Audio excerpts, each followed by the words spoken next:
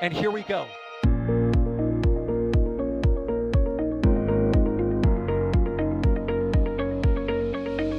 have liftoff.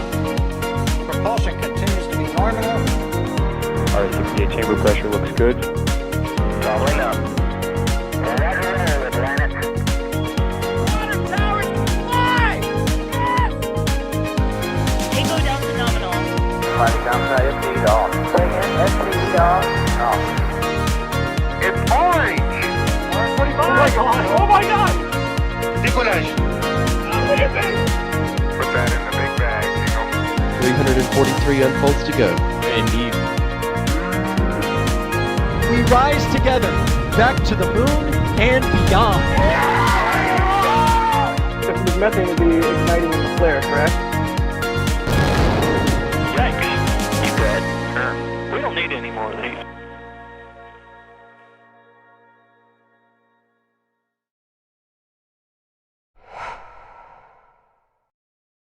Hello and welcome to another NSF live stream. Today you are looking at a Vulcan rocket at Slick 41 at Cape Canaveral Space Force Station in Florida. This is going to be the second launch of Vulcan, and ULA is launching the CERT-2 mission. That's Certification 2, which we will talk all about. But yes, welcome. We are NSF. We're a crazy, dedicated group of individuals covering spaceflight. And yeah, it's what? 4 in the morning? But there's a rocket on the pad getting ready to launch, so we are live. Also joining on tonight's stream, I do believe we have Mr. Max Evans out in the field. Max, how you doing, bud? Good morning, everybody. And yes, it is very early here on the Space Coast. It's currently 4:33 a.m. So bright and early, similar to what happened with Vulcan CERT-1, but we are always excited to see ULA's rockets out at Slick 41 and Vulcan in particular, with this only being its second flight. So we are so ready to see the combo of solid rocket motors and BE4 Methalox Mach Diamonds in combination again. Yeah, it's going to be a real treat, and I'm looking forward to seeing what sort of remote shots you get, which we can talk about here in a little bit, Max. I don't know how superstitious you are. Maybe you don't want to talk about it, but we'll get into that. We'll also can get do into that. your questions.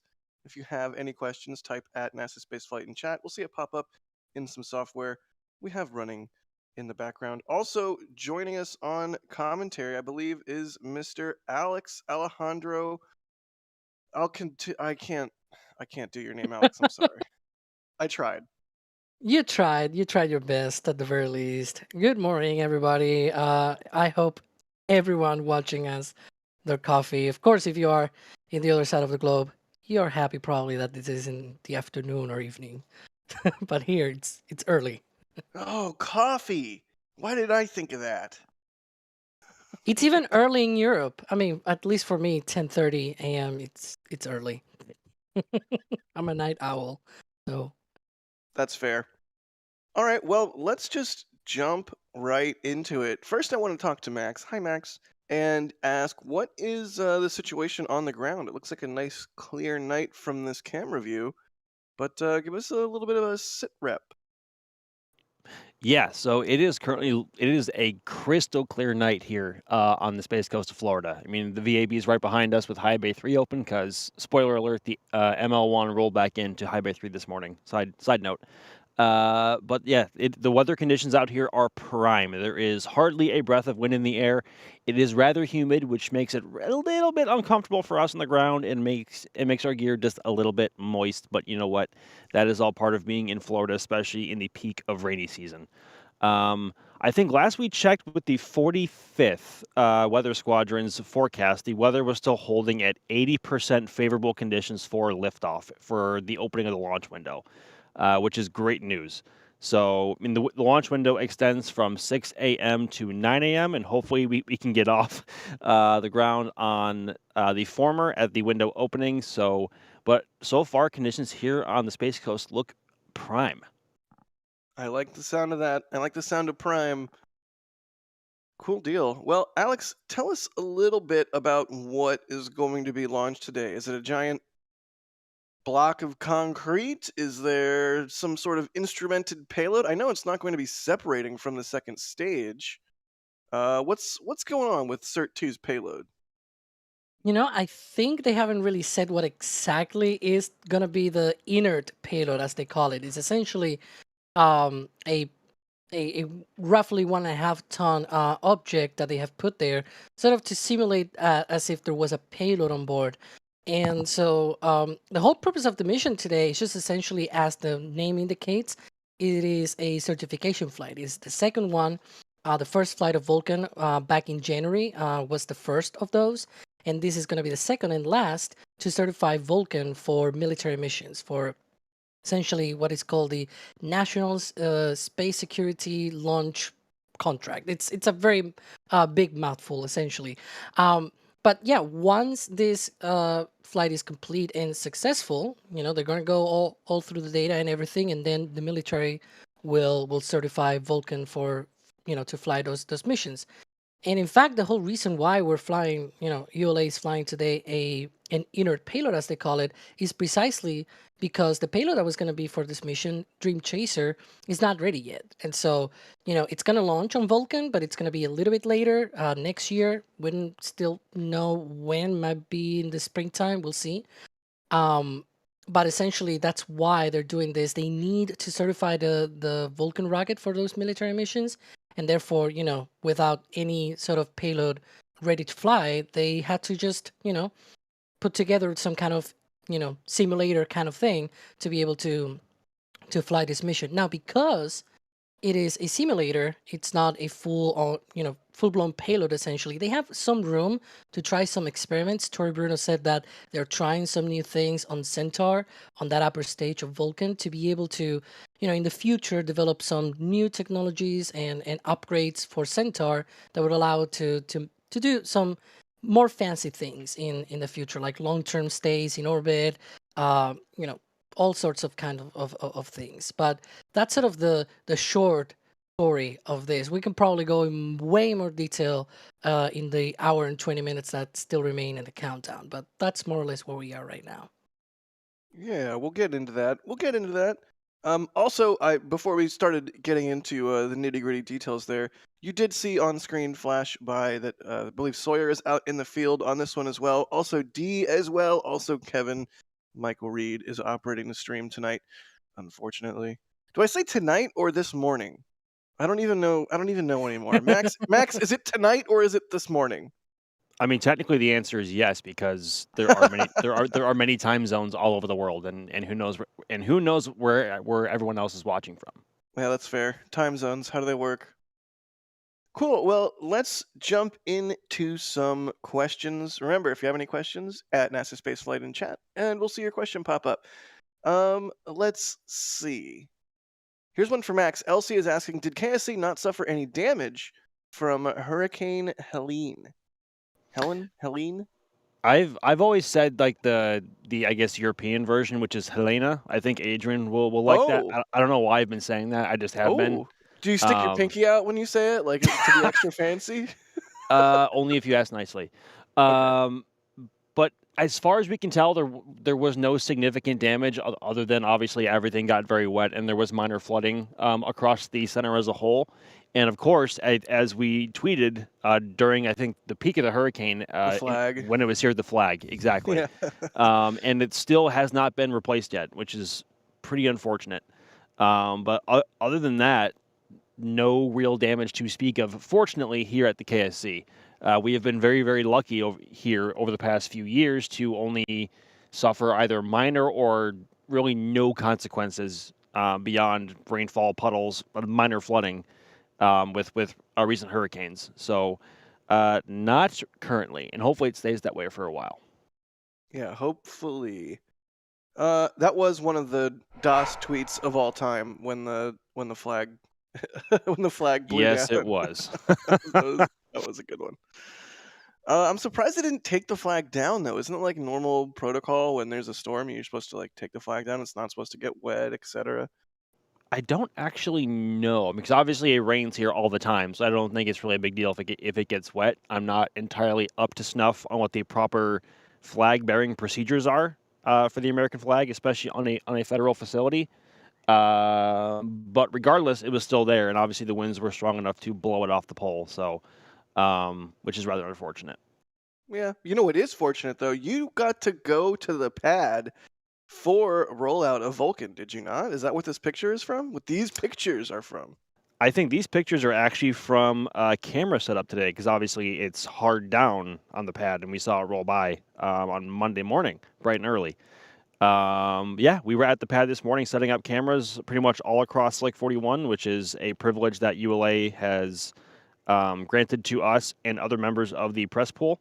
It's been great. It is always a pleasure to go out to 41 in particular, and just personally, it is my favorite. It is my favorite pad to shoot from, just because you can get so close to the rocket itself. And honestly, you can get too close. ULA will tell you if you're like directly in the path of the flame trench to move your stuff, but they won't tell you that unless you are like, unless it is like guaranteed death for your camera. Right. But but otherwise, they're not being mean. They are just trying to help. Oh, look, it's correct. Oh God, it's me. I didn't even see that before. Oh God. But yeah, you still can get too close, and that's how really intimate you can get with rockets here at 41, be it Vulcan or Atlas. And we learned the hard way during Vulcan CERT-1 that certain camera replacement locations are not treated the same as Atlas, because there is a location. I think it was in that original black and white photo that we showed first. That is where I had 2 or 3 cameras for Vulcan CERT-1, and normally I put cameras there for any. Yeah, this one right here. I have cameras here for almost every single Atlas, whether it be a 401, a 501 with no solids for either, or a big old 551. And the cameras have always been fine, dirty but fine, like not blown over or anything. But I guess just because Vulcan has such a wider footprint, once it is high enough and the thrust starts hitting the actual table of the pad and not going through the flame trench, the wind, it just gets diverted into all different crazy directions, and it literally blew 2 of my cameras about 50 feet away from where they were rested. But fortunately, both cameras are still kicking and shooting pictures today. Was one of those my 5D Mark III that you still haven't given back? I did not. I didn't have your 5D3 back in January, Jack. Oh, that's true. That's true. All right, loser. Fine. It's mine now, by the way. Really, it's not. Really excited to see the shots that you get from remotes and D as well. It's going to be a treat. Those photos we were looking at were great. That looked like the lighting this morning was just chef's kiss. That beautiful wraparound lighting. Some really great pictures from remote setup this morning. Good job. Yeah, it was nice. The main concern about launching at this hour, like usually between like 3 and 6 a.m., is dew and fog. And various photographers and videographers out there have various methods of keeping their lenses warm and above the dew point to prevent dew buildup on the lens, which would ruin your imagery. Right. But there's only so much you can do, and especially if there's no wind or wind blowing in the wrong direction, there's really not much you can do. So the biggest question mark right now is, can the front glass faces of the lenses stay clean and free of dew? Right. Because if they can't, otherwise the imagery is not going to be usable, regardless if the camera fires or not. Right. I mean, every now and then you get a shot with some dew on the lens that actually looks cool, but most of the time it's just a pain. Right. It's not ideal. It's suboptimal. Yeah. So I agree. There's only so much you can do about the dew. I don't know. That was funnier. Sawyer. That was funnier in my head. It is 3 a.m. my time. It is early. I'll give you that. It is early. Good deal. Actually, you mentioned Atlas. I'm sort of wondering, do we know if there's going to be sort of nicknames for the different Vulcan configurations? I mean, with Atlas, there's like the Bruiser and there's like all the different nicknames for the different Atlas configs. Do we know if there's any nicknames for different Vulcan configs yet? Maybe Alex can help out on that, but I'm not quite sure, to be honest. I mean, all we know right now is VC0 for Vulcan Centaur, no solids. VC2, 2 solids. VC4, 4 solids, and VC6, which is all 6 solids. I would imagine they might come up with some I guess, handsome nicknames at some point down the road. Alex, do you know? I really don't think they have yet put any names to these configurations. I mean, the cheeky names, not the official names, because as you were saying, there's like VC0, VC2, etc., which are the official names. But that there's the fun names. As Jack was saying, Atlas has multiple different fun names, like the Guardian for the Starliner configuration, the Bruiser, and there's many different names that they have for the different configurations of Atlas. But I really have no idea for Vulcan whether they also. I guess we should ask Tori, maybe in social media. He's very active there, so I'm probably gonna do that after this launch. I'm gonna say, hey, Tori. You know what? Do it right now. Right now, and see if he replies. Do it. Okay, hang on. Do it. Hang on. Send it. Send it. In the meantime, I will thank some people for their support. Wilbo Baggins becoming a flight engineer. That is superb. Thank you so much, Wilbo. Flip becoming a Capcom member. That's awesome. You get Discord access at Capcom level and above. Pop in and say hey. Isaac Chapman gifting 5 Red Team memberships. Neil Jellyman becoming a Padrat member. Josh Schulten, thanks for the super chat. They're saying, what is sleep? Flippers saying, keep this from Anesi when NSF bobbleheads. Never. Tone Deaf Coyotes saying, when lanyards? Did we talk about lanyards? What? Ooh, that's a good idea. I think maybe they want lanyards in the shop. Revhead, thank you for gifting 5 Red Team memberships, and Michael Rivera with a $10 super chat saying, "Do the do camera life." No, don't do the do. You do not want. Don't yeah, do that. Don't We do don't. that. We don't want do. We don't want No no do around these parts. Right. Do bad. Max Psycho1 is asking, is the American flag vent on Vulcan still your favorite vent? I take that this is something from back in January. Do you recall saying that that's your favorite vent? If not, would you like to recant? I can't really say that I remember saying anything of the sort. But what I can say about the American flag on Vulcan's interstage is that it is currently the largest American flag flying on any American rocket currently. Nice. Because it's enormous. But the vent around the American flag is nice. It is nice. I'll give it that. Yeah, people might think in their heads that this is sort of a similar class of rocket to Falcon 9, but it's really more of a heavy lift vehicle, right? It's big. It's huge, and also especially compared to Atlas, because we have we are fortunate enough to be able to compare Atlas and Vulcan because they launch from the same pad, and it's relatively easy to figure out their size differences. And Atlas just looks, I guess, normal by comparison. I mean, we've gotten used to how Atlas looks and how Falcon looks, either from 40 or Pad A, depending on where we are. But Vulcan, like, once you're out there looking at it straight on, like, it's a chonker.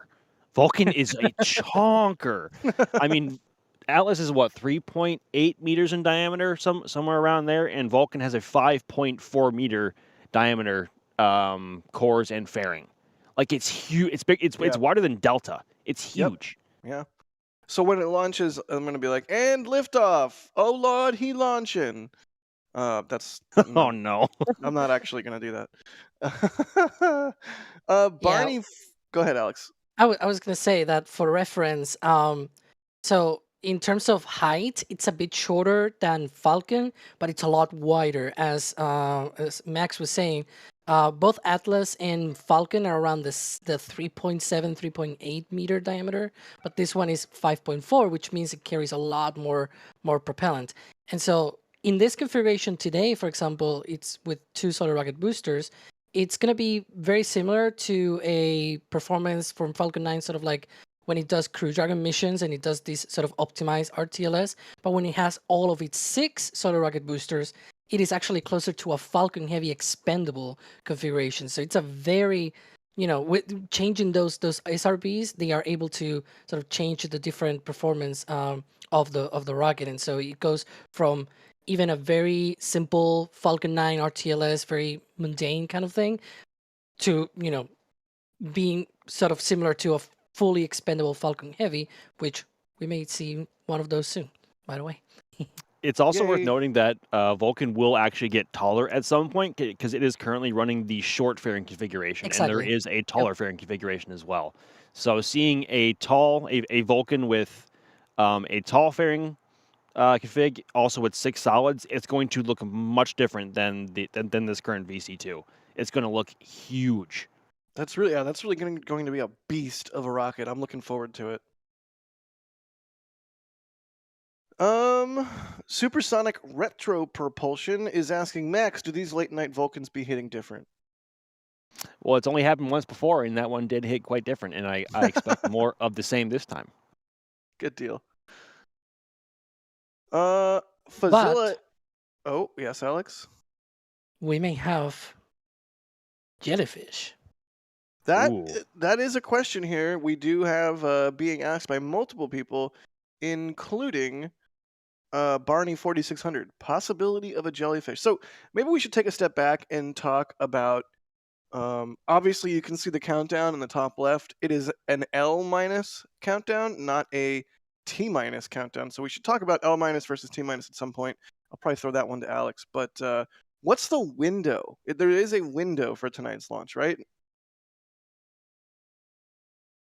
Correct. Yeah. Yeah, it'll last from 6 a.m. to 9 a.m. local time here on the East Coast. And hopefully we can get it off the ground right at 6, because staying up or staying out any later than that would make for an even longer night for everyone else in the field and also in the control rooms. So if it goes at the beginning of the window, no jellyfish, but there are points in the window at which we would expect a jellyfish. So hopefully. Well, you no, say hope- that, Go but ahead. I don't. Falcon 9 launched around a similar time before sunrise, I guess gap-wise before, and somebody asked about that on stream as well, and I was like, I confidently said, no, it won't happen tonight. There's no way. It's too early. And then we had like one of the fattest jellyfish like we've ever seen. Like, it was incredible. I ate my words. So, I mean, we are about the current T0 is about an hour and 16 or 17 minutes before sunrise. So I wouldn't rule it out completely, although my gut still tells me it might still be a bit early. But given the flight path that Vulcan might have, who knows? One thing that could happen, this is completely hypothetical, since Vulcan, the booster itself, runs for like, I think, almost 5 minutes. I have to actually look up the yeah, almost 5 minutes. 4:59. It's gonna be when BECO happens, booster engine cutoff. That means it'll be very far down range when those blue, B4 engines are still running. There might be a chance we may have like a late jellyfish, which sometimes happens where, maybe right away close to Florida it doesn't happen, but it happens far on the horizon, and sometimes it puts a really amazing show for sunrise. These sort of clouds that stay lingering up there as well. At least from previous launches, again, just like Falcon, and maybe we can get also jellyfish from the RL10 engines on the Centaur upper stage. We'll see. That's a really good point. I forgot how long the booster on Vulcan burns for. I mean, because Falcon 9 first stages burn for like 2.5 minutes roughly on average, and this is going to burn for double that amount of time. It's going to be remarkable. Fingers crossed. All right, Alex, give us a rundown. What's the difference between an L minus clock and a T minus clock? It has become time for us to talk about this, as some of our viewers might only be used to Falcon 9 launches, which of course uses a T minus clock. Every company is kind of different. Every rocket is kind of different. So explain, please. Yeah. So the T minus and L minus clocks, they are essentially two different clocks, and they both have different purposes. The L minus clock, it's in very simple terms just the plain old countdown clock that you will see, for example, on a Falcon 9 mission, where it just counts down to the launch time, at least to the current planned launch time, right? Whereas T minus, that is a procedural countdown clock, so to speak. It just follows the procedures and not the actual time.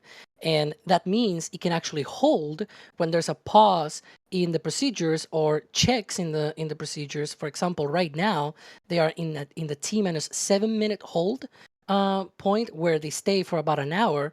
and then they release that hold and go through the last 7 minutes of the countdown. And the reason to do that is because right now Vulcan, both the booster, the booster is completely full of propellants, and the Centaur upper stage, I believe, it's in topping and replenishment mode, so it's essentially almost full as well. So the rocket is almost completely fully fueled right now.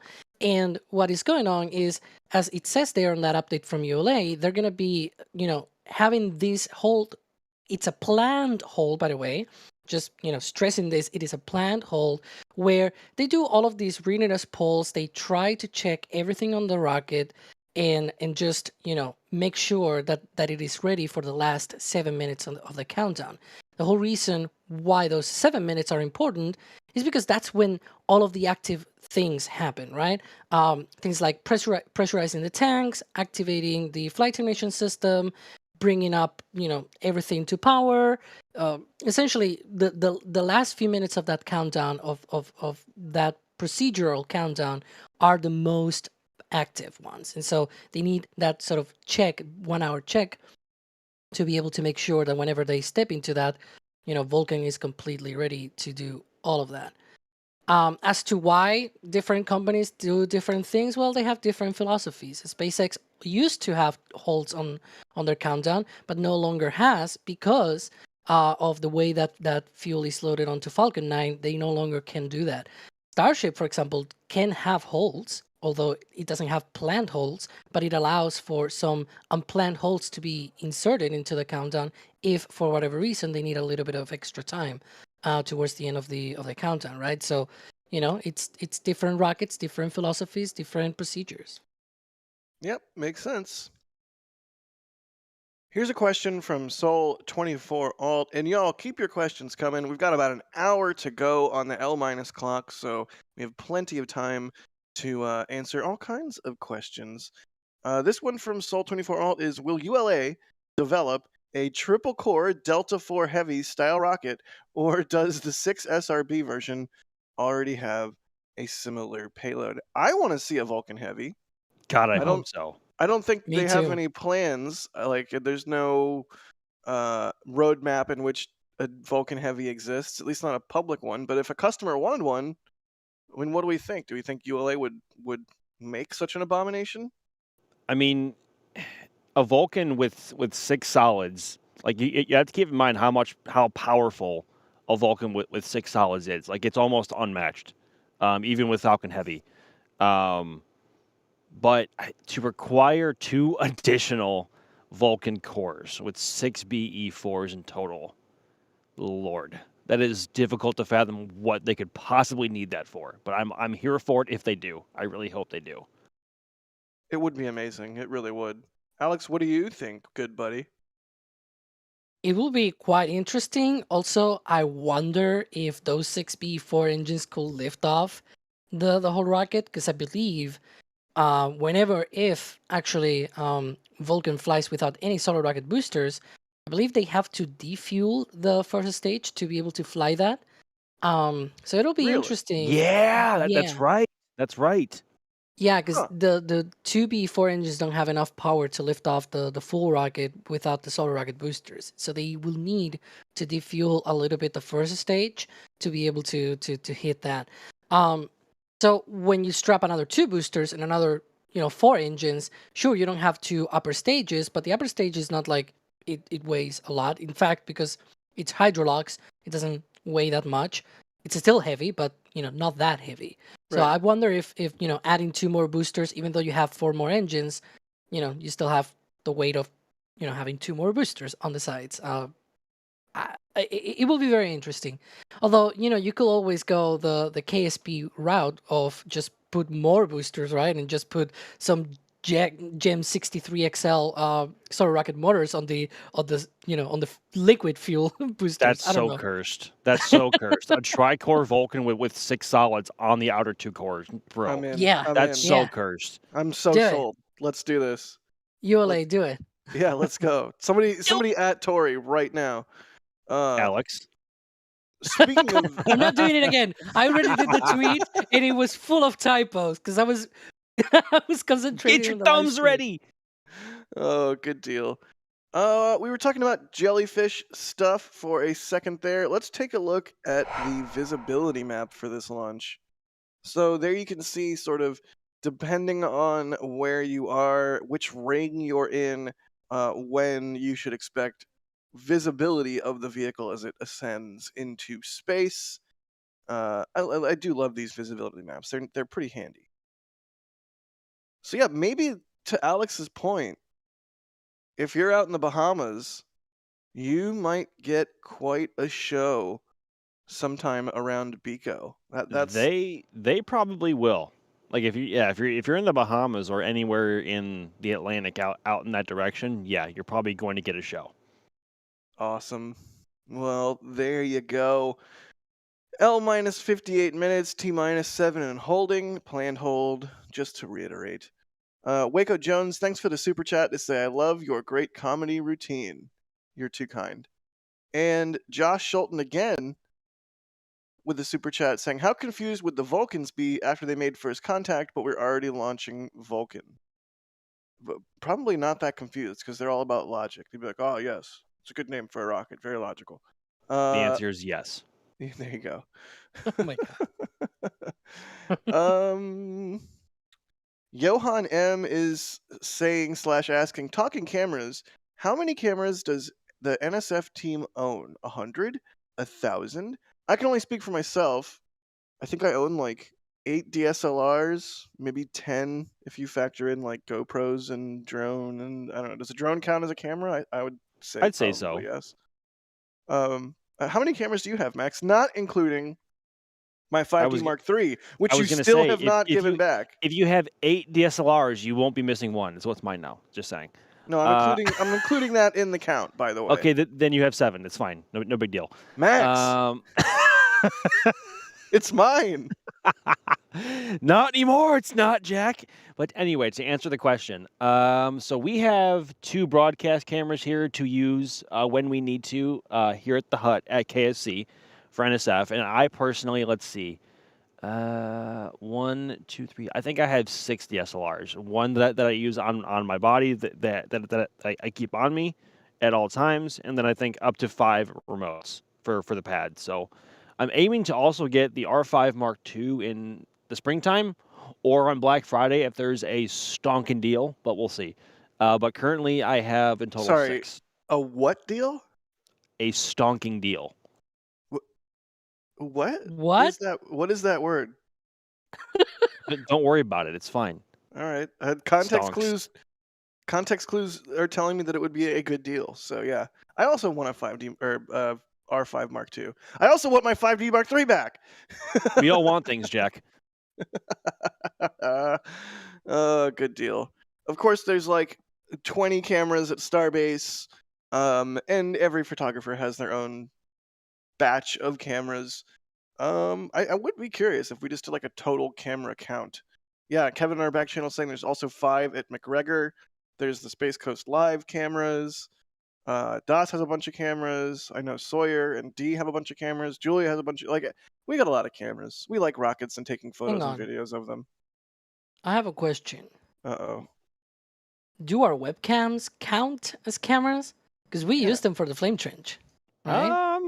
Like the webcam on your computer? No. Yeah, right. I'm not counting that. No, I wouldn't count that either. That's not a real camera. You just wanted to be able to say you had a camera, but you don't. I mean, I technically do have one. I just don't use it because very Alex, clumsy. which phone do you have? Oh God, an iPhone 13 Pro Max. Okay, well that technically, I mean, the best camera to have is the camera you have on you, and the iPhones don't have bad cameras, so I guess that kind of counts. Well, I mean, I have a camera, not the one on my phone, but yeah, I just don't use it because I'm very clumsy and very idiot. I don't know. Anyways, go on. Fazilla is asking, does the G3 Solar Storm pose any risk to launch? I would say no, because they're still going to launch, right? Yeah, so there's that solar storm, but also at the same time, it's not like they're carrying a very sensitive satellite, like some kind of, I don't know, even a batch of Starlinks could probably be affected or something. But this is just an instrumented sort of inert payload, as we were calling it earlier, right? So as long as it can transmit all the data back, I don't think ULA will bother too much. Of course, there'll be, they'll probably be watching, but I don't think it'll be much of a problem. And also, I think that's not supposed to arrive until tonight. So like later today. Right. Maybe Yeah, we do by have then. Zwanier, I hope I'm pronouncing that right, in chat saying the solar storm hits us at 2300 on October 5th. So should Oh, be tomorrow. fine. Okay. Yeah. So by then, this mission will already be done. Hopefully. Good deal. You just jinxed it, Alex. I guarantee it. You just jinxed it. Hey, there's a 3-hour window. It's okay. No, don't use it. Just because there's a window doesn't mean you gotta use it. Right. Thank you. Tell that Thank to you, Max. SpaceX with Starlink. Oh God. Alex, we haven't had one of those in a minute, have we? Yeah. Moving on. Soul24 Alt is saying, do you think smart reuse will happen? Oh, Max, go boy. first. Max, go first, because Alex's answer is going to be like 20 minutes long. Oh boy. Oh, come on. They're not that long. Oh boy. I mean, they've been talking about smart reuse for how long now? Years. In a while. And they took them how long just to get Vulcan off the ground? I mean, I don't want to diss ULA at all.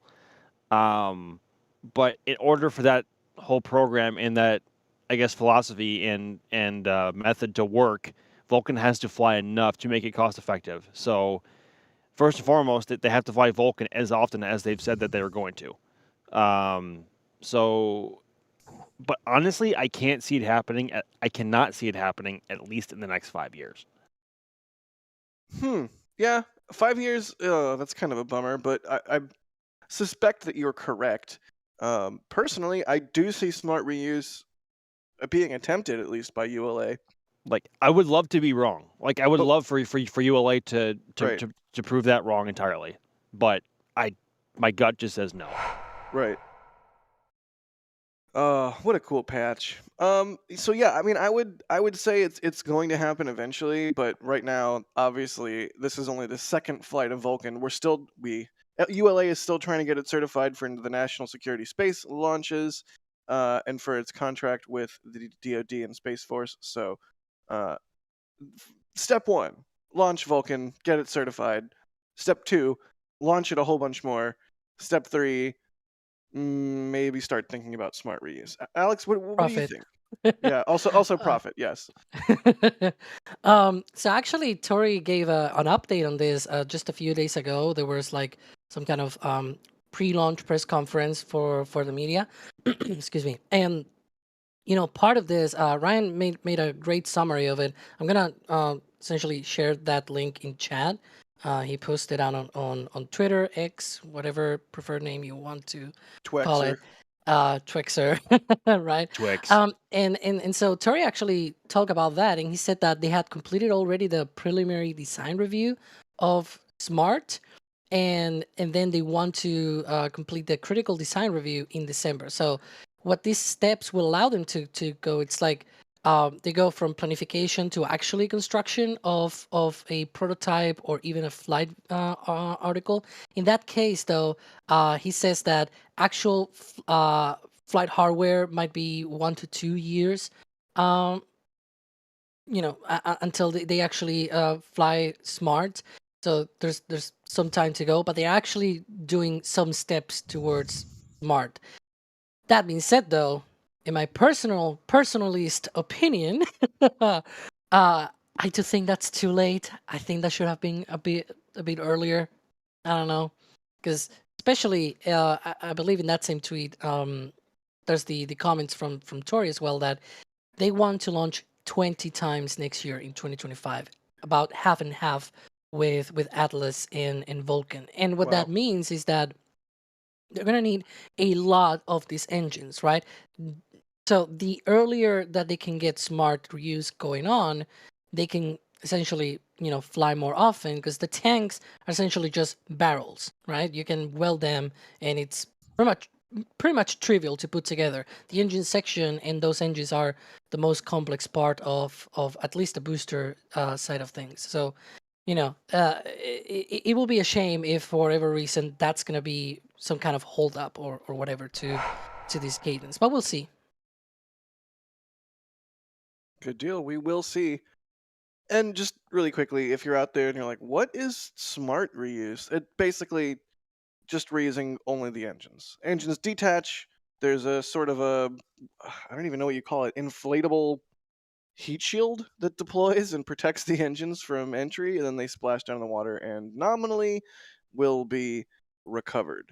They launched a subscale like mock-up test article not too long ago, maybe a couple Right, years ago.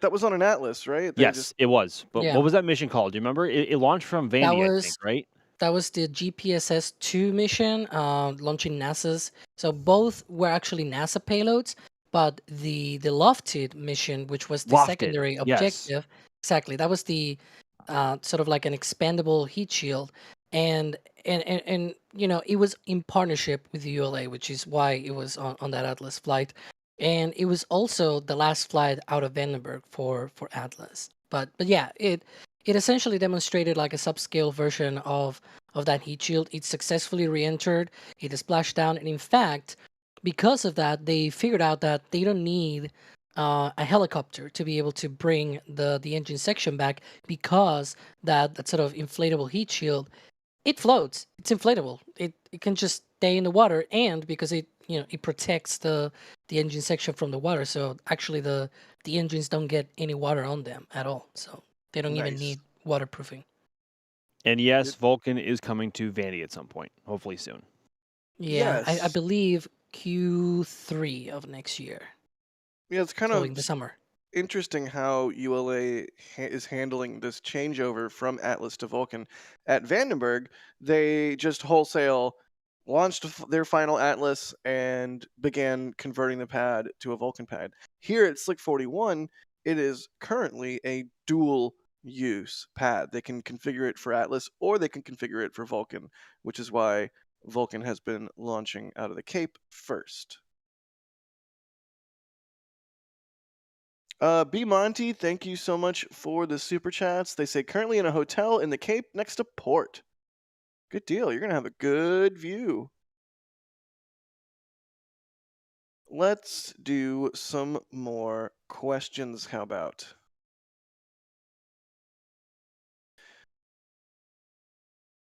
Let's see. Space Cowboy is asking, what's y'all's guess for when we might see the first flight of the planned 400x duration Centaur 5? This is an Alex question if we've ever heard one. Alex? I don't know. I really have no idea. All right, maybe it's a Sawyer question. We'll have to ask Sawyer in a little bit when he jumps on. I Go don't ahead. even think they have any mission that will need it. I mean, I know that ULA wants to develop such a capability for Centaur. I just don't know if they have any specific mission where it's gonna be needed. So I cannot really put a date to it, like even a year to it. What is the 400x duration? Is it just a Centaur that can stay in orbit for a hot minute and do like tug things, or what's the deal with that? Yeah, it's essentially just a version of Centaur that will be able to stay up for longer, like a lot longer. I believe the longest that any Centaur has been functioning in space has been maybe like 12, 13 hours. But this will be like not just hours, not even days, but weeks at a time sometimes. And the important part of that is that any spacecraft out there or any orbital stage that has been able to stay up for, active for that long has used hypergolics, which are good, and because they have storable propellants and whatnot, but they are not highly efficient. Whereas with cryogenics, you have a lot more efficiency and you are able to do a lot more stuff. And if you add to that things like refueling in space, then you can get even more things done in space, and especially very far into the future with in situ resource utilization and things like that. That's the sort of thing. I really don't know when it'll happen though. Again, I don't think ULA has any future mission that will need it. Maybe they just fly one mission, like some kind of demo mission, just like today, some certification flight or something. But I really have no idea, to be honest. Yeah, that's fair. Phil's asking, what camera would you recommend for a beginner? Max, what camera would you recommend for a beginner? Honestly, That's phone kind of. camera.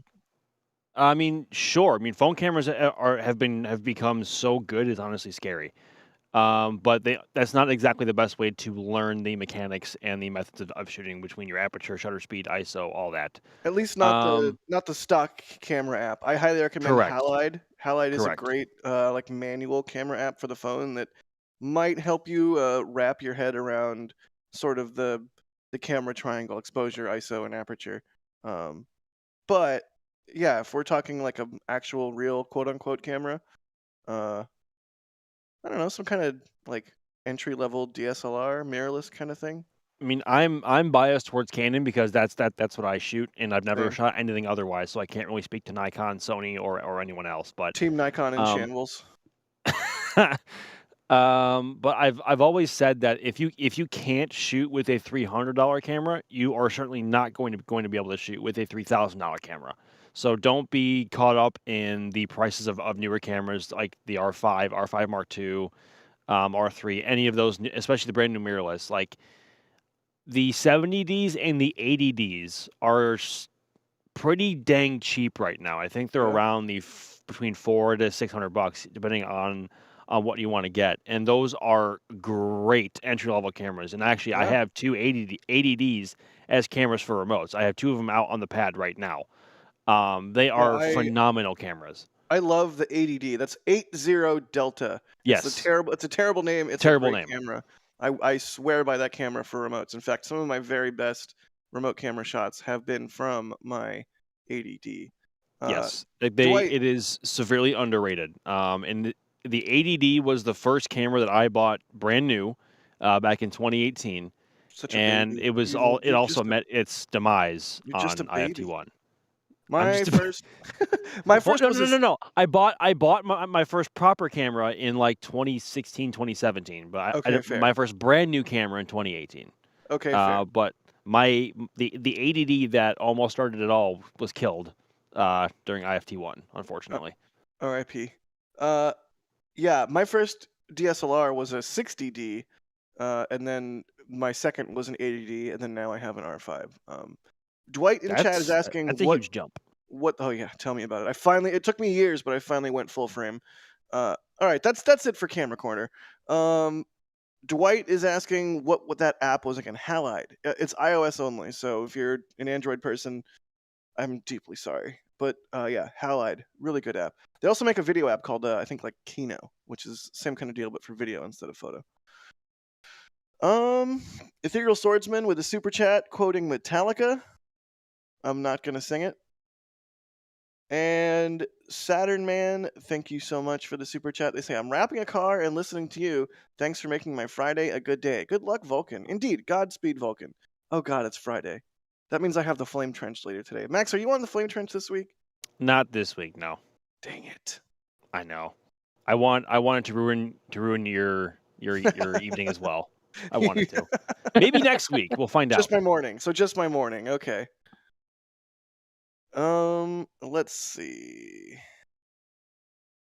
Hal 9000 is asking, appropriate name for the question, are there any plans to human rate this vehicle? What's going on with Vulcan and human rating? Well, right now there's no firm answer. I'm mostly sure that a lot of people out there are thinking about Starliner, right? Because Starliner flies on Atlas V, but Atlas V, there are already, all produced and built. There are no more Atlas Vs, so all of the, Starliner essentially has just 6 Atlas V flights, and that's it. There's no more.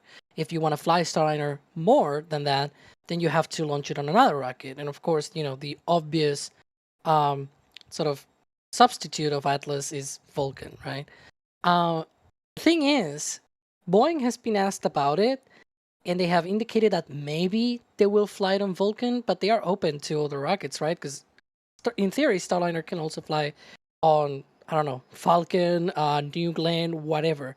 As long as it is a US rocket, I guess they will probably be okay launching it on that rocket.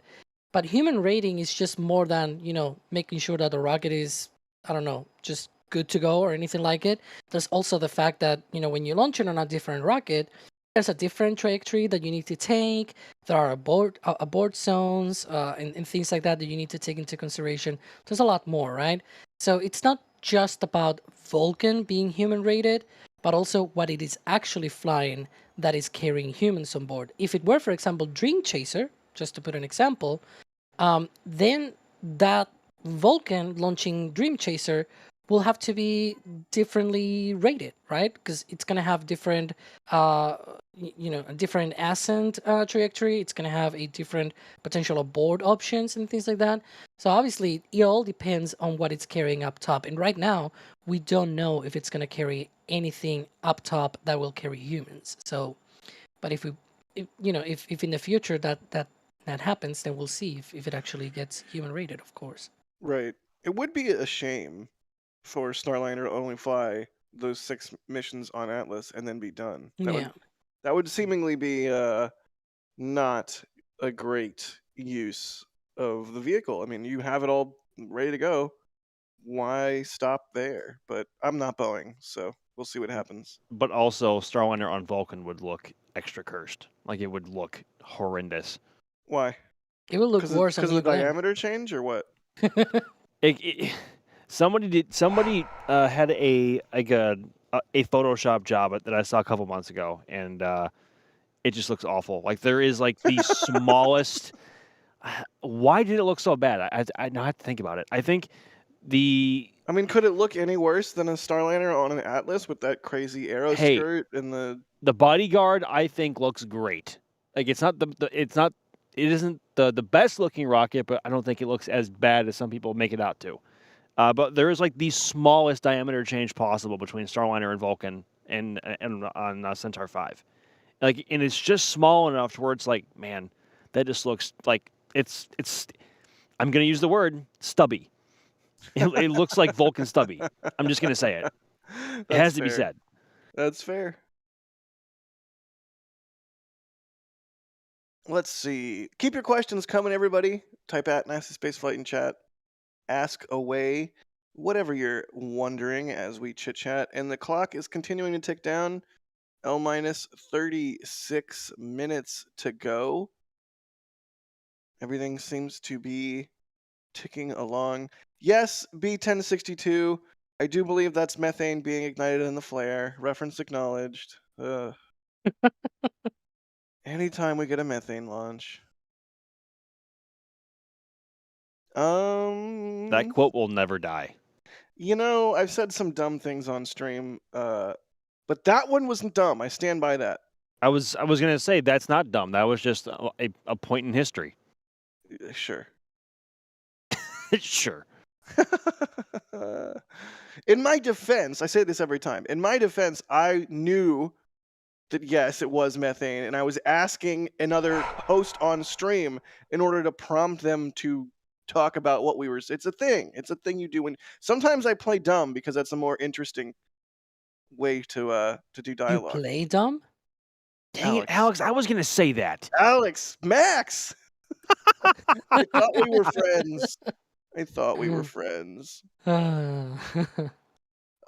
Christopher Bowles is asking, what manifests are waiting for Vulcan to be certified, Alex? Well, Dream Chaser for one, right? Yeah, exactly. Well, Dream Chaser could have launched today if it had been ready. It doesn't need the certification. But there's a bunch of military missions that have been awarded for Vulcan, and it needs to be certified in order to fly those. And so that's why they're launching today without any payload, only those, inert payload, simulator, whatever, and plus the experiments on Centaur. And, there's a bunch of missions like GPS missions, NROL missions, USSF missions, essentially missions for the military I believe there's about 30 on Vulcan's schedule. So, and 2 of them are coming up this essentially by or at least ULA wants to do 2 of them before the end of the year. Those are USSF 106 and USSF 87. And so those 2, they want to complete those before the end of the year. So right after this, hopefully we may have another 2 more Vulcans before 2024 ends. And going into 2025, they also want to do at least 10 more Vulcan launches and 10 Atlas V launches. So it's going to be quite the fast pace. And a lot of those Atlas and Vulcan launches are also going to be supporting Amazon's Kuiper constellation. But again, for commercial missions, they don't really need the certification. They only need the certification for those military Department of Defense missions, which are a lot of a bigger deal. There's a lot of money involved in those compared to, some kind of random batch of Kuiper satellites. Yeah, that makes sense. I believe this shot is from DY's out in the field. You saw their info pop up in the top right a few moments ago. Hooray! More cameras, more better. You know, we were talking before about, excuse me, about the looks of the rocket. About how it will be very weird to have Starliner on top. There's one thing that is different on this mission, though, compared to CERT-1, to the first Vulcan launch. I know what you're going to say. I know what Yeah, you're going to right? say. The methane tank on the Vulcan rocket, on the Vulcan booster, is not frosty. Is it not loaded? Well, it is loaded, but the different thing for this mission is that they have put a sort of coating on it that essentially keeps it from it's an insulator and keeps it from building up frost. And the whole reason for that is because apparently on the first flight of Vulcan, they saw different temperatures on the methane on Vulcan. And what that eventually ended up doing is that during flight, there's aerodynamic heating as the rocket goes through the air. It heats up and everything and heats up the tanks. And that heating up essentially, what it meant at the end of the day is that they had about a second less of burn time on those P4 engines. So with this insulator, even though it adds a little bit of mass to the booster, it's enough to allow them to be able to use that extra second of propulsion. And at the speeds and accelerations that they go at the end of the burn, that extra second, it adds about 200 to 300 meters per second of delta V, which is a lot of oomph, so to speak, right? So that little change can give it a sort of a boost of performance, which is interesting. But it also means we can see the swoosh, the paint on the Vulcan rocket, which is nice. That is nice. Ethereal Swordsman asking, what are the 4 towers for? Wrong answers only. Yes. They're good luck attractors. Hey, that's a good one. I like They that. Ooh, attract good luck. that's a good one. Yeah, that's a good one. And also, Ethereal Swordsman, also a super chat. Thank you so much, buddy. They say, who needs enemies with friends like this? It's true. Max, give me my camera back. It's He's mine. so hung up on that, and the more mad he gets, the longer I'm going to keep it. Wink, wink. Is nudge, it, nudge. is it like It's one of mine. those things where every time I bring it up, you add another week? Yes, exactly. I was going to send it out tomorrow, but now you mentioned I'm going to keep it for one more week, even though I'm not going to use it at all. Max, actually, are you using it for this launch? Literally, no. I debated, but I already have like 5 or 6 cameras deployed in total, and that's just one more to manage. Boo. Do Do better. Do better. If it was a daytime launch, like for sure, daytime launch, I would probably have 5, maybe 6 remotes at the pad. But no, I have not been using it a ton. And yet you won't send it back. You offered it to me in New Zealand, and you never said when to send it back, so I just kept it. Max. And now I'm keeping it forever. Max, we were in New Zealand. Jack, we were in New Zealand. 21 Volts Gaming is asking, why are there deluge spouts at the opening of the flame trench at this pad? Are there? There is. Yep. So Yeah. there are jets of water that spray right at the exit of the flame trench. It's like 41. And that is essentially to help aid dampening the acoustic energy and also manage the flames and exhaust itself coming out of the trench, because it can be quite violent, as you might be able to see from some of the cameras on the pad. Because without it, I think we would have like SRB flames coming out of it as well. It'd be just a total mess. It would be nothing but noise. It'd be way louder, and it would risk damaging the surrounding infrastructure at the pad as well. And they also have deluge water sprayers, I guess you could say, on the top of the launch table as well. And you might see that right around BE4 ignition from down below. You'll see some water start falling down, and that is all to help dampen the acoustic energy and also help prevent the pad from falling apart. That would be good. Alex, I see you typing in the back channel, weather is go. Yay. Yeah. Excellent. Latest update from ULA is that indeed the weather is go for launch.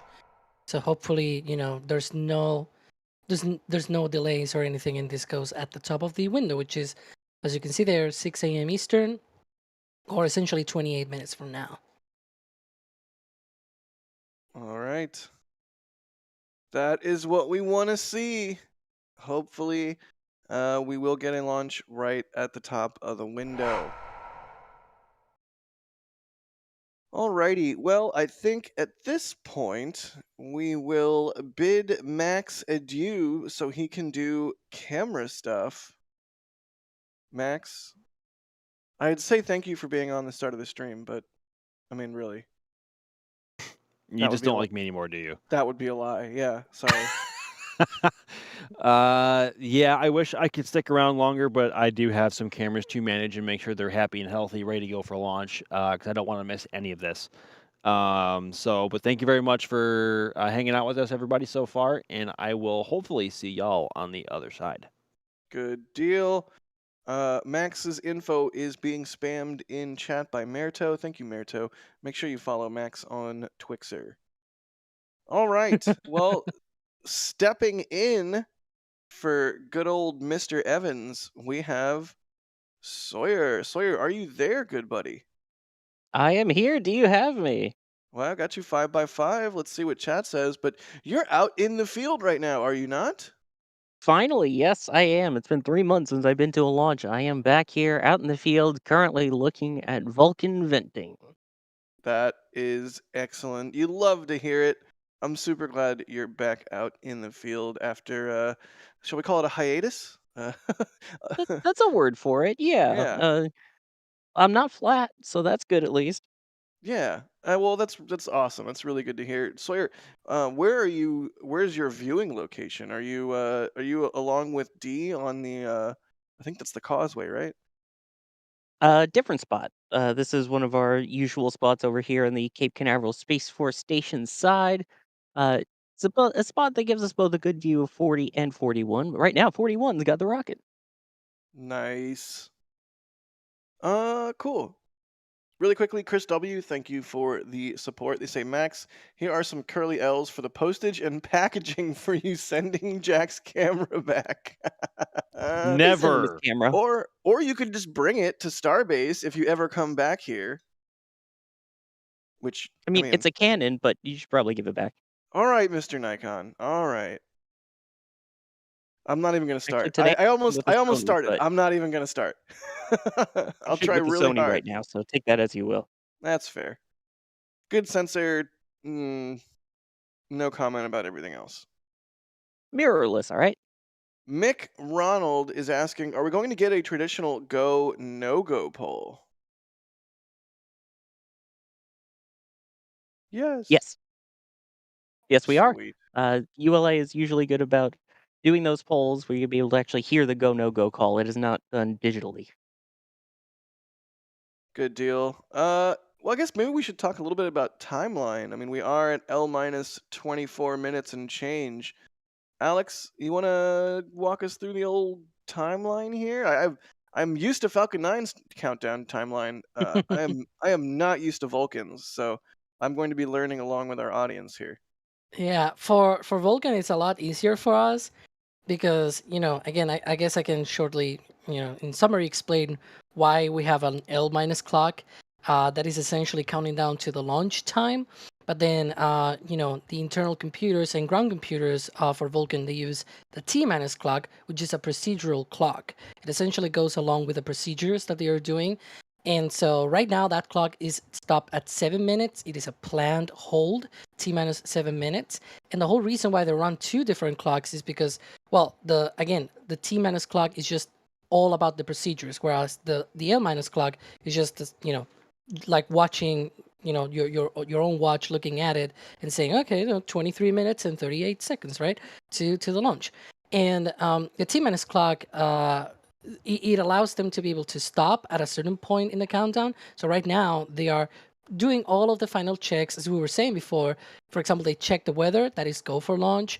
They check a bunch of other systems as well. I believe they uploaded already the adjust file, which stands for automatic determination and dissemination of just updated steering terms, which is a It's one of very the funny best. thing. It's one of the best space acronyms. That's so good. The Exactly. adjust file. Just add it. Just. Just add it. It's the adjust file. But yeah, and as as the update from ULA says, this is essentially like a file being sent to Vulcan that tells it, okay, you need to steer this way once you go up through the atmosphere, right? So that is essentially one of the many checks that they do, in this sort of hour of planned hold that they have. Once that hold is released at the T-minus and L-minus 7 minutes point, then there's a bunch of other things that happen as well, such as arming the flight termination system on the rocket. They also run through pre-launch final checks as the things like, the final replenishment on the booster and Centaur are ongoing. The things like pressurizing the tanks for flight. There's a bunch of very active things that happen on those final 7 minutes. That is why they have this, again, a planned hold, because that's part of the procedures. Hence why T-minus, as I always say, it is a procedural clock. It goes along with the procedures that they do during the countdown. Whereas, as I also say, the L- clock is just essentially like looking at your watch and saying there's 21 minutes and 44 seconds to launch. And so that is essentially what it all is about. Thank you, Alex. I hesitate to even read this one out loud, but here I go. Jason Edney is saying, Max, you need to take photos of Jack's camera at different launches and troll him with them. No! That is a phenomenal idea, for the record, and I think I'm going to implement that going forward. No, you just send it back. Ethereal Swordsman, thanks for the super chat. They say too many gray names. 1 sec, I'll fix some. Thank you so much, Ethereal Swordsman. And Telstar86 doing their part as well, gifting a Red Team membership. Thank you. Oh, and there's Ethereal Swordsman gifting 5. Thank you so much. Membership program is so important to us and helping us do what we do here at NSF. So thank you so much. Oh, man. So L- 20 minutes and change. We've got a nice venti rocket. No, that is not a T- 20 minute vent. That is not a thing Vulcan does. You can see the 2 flare stacks. Yeah, there are 2 flare stacks, one for the hydrogen, one for the methane. I think the hydrogen is the dimmer one. I'm not sure. I wouldn't be able to tell, because you could say, oh, maybe the brighter one is closer. If it is that one, that should be the hydrogen one, because it's on this side of the rocket, I believe. Whereas the other one, essentially the furthest from this point of view should be the one for methane, and the closest should be for the methane. But it also could be that the one that is dimmer is the closest one. It's just not burning as bright. Yeah, that's fair. Vulcan's upper stage using Hydrolox. Vulcan's first stage using Methalox. Of course, with those BE4 engines. Those beautiful, beautiful engines with their nice blue plume. I'm excited. I'm excited to see them ignite. I'm also excited to see this picture of Max. He looks quite sleepy, but if you notice the shirt he's wearing, it's a BE4 shirt. Yay! We do have a bunch of cool engine-related shirts as part of the thrust section in the store. There's Merlin, Raptor, RS-25, and BE4, and we do plan to add more. So check out shop .net. Is it? Oh God, I never remember. Is it shop or store? It's shop, right? It's Shop shop, it. yeah. NASASpaceflight.com. But then how come the Nightbot command is store? I think we Because also it have stores the command command, merge. duh. Shouldn't the command be shop? Here, I'm gonna try it. Well, it stores the command for the shop, so it's store. I'm so confused. Either way, another way you can support what we do is to hop into the shop there and grab some merch, whether it's a print or something from the Thrust collection or a Flight 5 patch. Hint, hint, hint, hint. Be sure to check out the shop. And also, if you didn't know this, like when someone does a super chat or what have you, they can like put in a message and I'll read it out, and usually it's something cursed, like I don't know, kilt related. You can do the same thing with a store purchase. You can throw a message in there that will show up in the same software that we're using to see your questions and see the super chats and everything. So yeah, I do love Ship 26. That's right, Kevin. Ship 26 best ship. Oh God, someone's gonna clip that. But yeah, merch, it's a way to support us, and you can get your messages on screen just the same as you can with a super chat. So check it out. See what I did there? Fun token awarded. Leave the puns to Sawyer. No, they're mine. All mine. All for I'll me. give you that one. That was good. Camille, thanks for becoming a Capcom member. You get Discord access at Capcom and above, so pop in and say hey. And Jerwa gifting 20 Red Team memberships. Jerwa, you're the best. Another one of those names that pops up all the time. An OG tank watcher, dare I say. Thanks so much. And if you got a gifted membership, be sure to thank the person that gifted it to you. All right. I'm starting to feel the adrenaline here a little bit. Sawyer, how are you doing out in the field? What's the vibe? Give me a vibe check. I mean, the vibe right now is it's surprisingly calm here. We're all anxious and ready, but it's surprisingly calm at the moment, especially for being about 17 minutes away from the scheduled launch here. But I mean, you could tell the rocket's alive, and I have a feeling very soon here it will feel even more alive as well. Excellent. Cloud report? What's our cloud status? Uh, I can see every single star in the sky right now. It is one of the clearest mornings I've seen in quite a long time, especially for Florida standards. And yeah, the haze is down. It is a beautiful morning for a launch. Good deal. Daniel is asking, are there any pictures of the payload? Is it just a metal cube? Are there any pictures of the payload, Alex? Is it something they've shown? I don't think so. I'm mostly sure that they probably have some proprietary stuff there because, well, the flying technology experiments and whatnot, right? And demonstrators and all that. So I'm mostly sure that maybe some of them are proprietary. In fact, Tori hasn't really gone into details of what those experiments are. He said, maybe I'll explain it, in a few years from now, once we actually flying them operationally. So we'll see. I do wonder if that means there won't be any visuals from the second stage, like after fairing SEP. Maybe we'll get that classic ULA Yeah. sort of CG rendering of what's happening versus like a live camera view.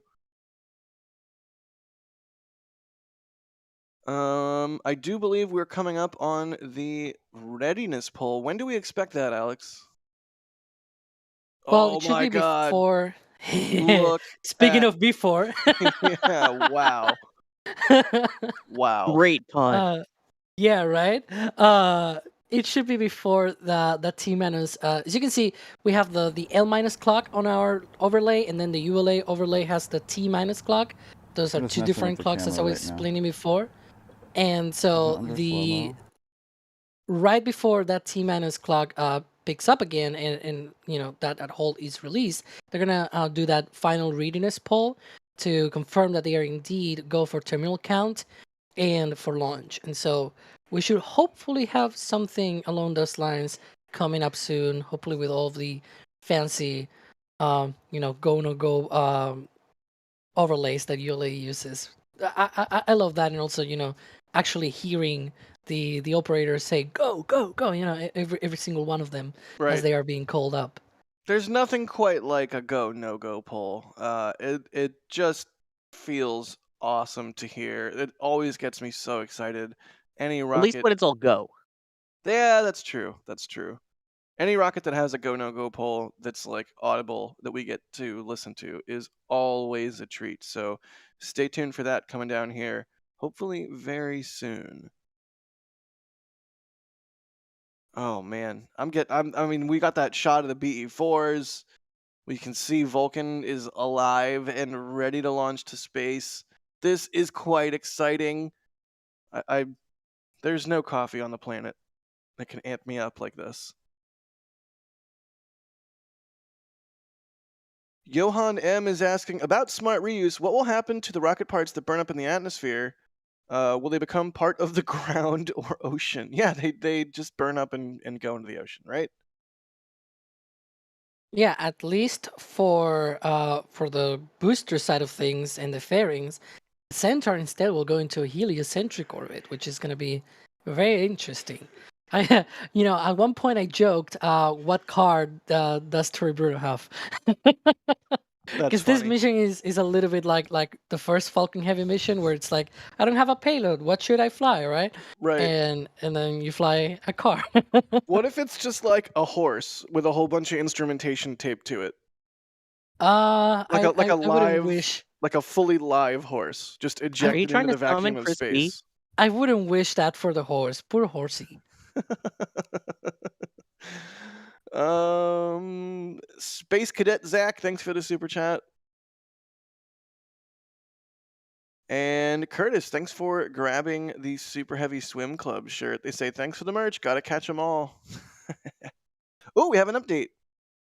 Passing L-15 minutes, the second certification, CERT-2 launch, will demonstrate Vulcan's high-energy rocket architecture by achieving an Earth escape trajectory and placing the Centaur 5 with an inert, non-deployable payload into deep space, where it will orbit the sun for the rest of time. What a statement. The mission will further demonstrate operational capabilities of Vulcan, perform unique experiments, and run complex demonstrations for potential incorporation into future missions. Sweet. For the rest of time. I know, The Kevin. person that wrote this one had a fun time writing that one. Kevin, may we be able to take up the latest update from ULA, please? There's an update, very important update, that just popped up. Oh? It appears that we may have an extended hold. The update essentially says that launch conductor Dylan Rice has informed launch director Eric Richards that the launch team will need a few extra minutes to complete preparations, so we will not be resuming the countdown for liftoff at the opening of the window. A new target launch time has not yet been set. That is the update from ULA. So, just a few more minutes. It's okay. That's the whole reason why they have the planned hold. There you go. That's the latest update. The one that I just read. A few extra minutes. All right, a few extra minutes ain't bad. We can wait. We're patient. Hopefully, they will make us aware of the new target time here shortly. Yeah, and as Max was saying in the back channel, this means more jellyfish potential. Just a few minutes. That's what I'm hoping for. Yeah. All right. You know what? I'm okay with that as long as it's not like an hour or two. But they say a few extra minutes. I'll take that. All right. Gorgeous shot of Vulcan there. Nice and frosty. You love to see it. Hopefully we get to see a jellyfish. We'll just have to wait and see. This is Vulcan Mission Control at T-minus 7 minutes and holding. Launch conductor Dylan Rice has informed the launch director that the launch team will need a few extra minutes to complete preparations. At this time, we will not be resuming the countdown for liftoff at the opening of the window. A new target launch time has not been identified. There you go. The ULA announcer reiterating what we were just saying. So we are in an extended hold, but that's okay. Hopefully, ULA gets whatever issues they're having sorted out, and they can resume the count at T-7. Which is why now our clock is in hold, essentially. That is correct. Now also the L minus clock is holding. So it's more of a H minus clock? H A TBD. a TBD. There you go. There you go. Thanks, Sawyer. You're welcome. There's not enough acronyms already, so let's throw another one, right? Right. TBD NBD. Wow. OMG. Wow. Stop All it. right. Yeah, both of you stop it, or you're grounded, and there'll be no Cape Canaveral for anybody. Don't say grounded. Go Not ahead. with a rocket here. No, no, don't all say that. secondary decoms verified on RF link. Roger. Looks like we have comms. I for a second there, I thought that was going to be the go no go. This is Vulcan Mission Control at T-7 minutes and holding. You'll frequently see today that there's a VC2S for our configuration that we're flying. The V, the first in this configuration, stands for Vulcan. C, the second, is our Centaur upper stage. 2 indicates the number of solid rocket boosters, so for today that's 2. And then S is standard, and that is our payload fairing length. Well, thanks for explaining that. Good deal. Still going to be listening out for the go no go poll. So if we hear that, we will shut our yaps and listen in. So yeah, just keeping our ears open for that. Toa Mustar? I'm probably butchering the pronunciation of that. They're asking, do you ever see ULA transitioning to fully reusable rockets or sticking to their guns with single-use vehicles? My opinion, personally, I think this is kind of their bread and butter. Is they've gone for the kind of it's cheaper to be expendable route. I mean, it's not the way of the future. I'll say that. It's something that I think more companies are going to start to go to. But for someone like ULA, I mean, it works. The fact that you can have a vehicle like this, put 6 solids on it, and get crazy performance, that's one where it kind of, I guess, justifies it.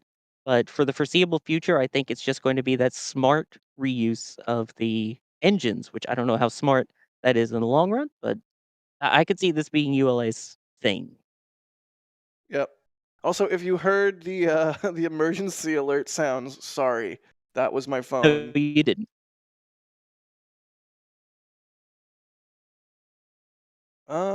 Let's see. Exotic, thank you for becoming a red team member.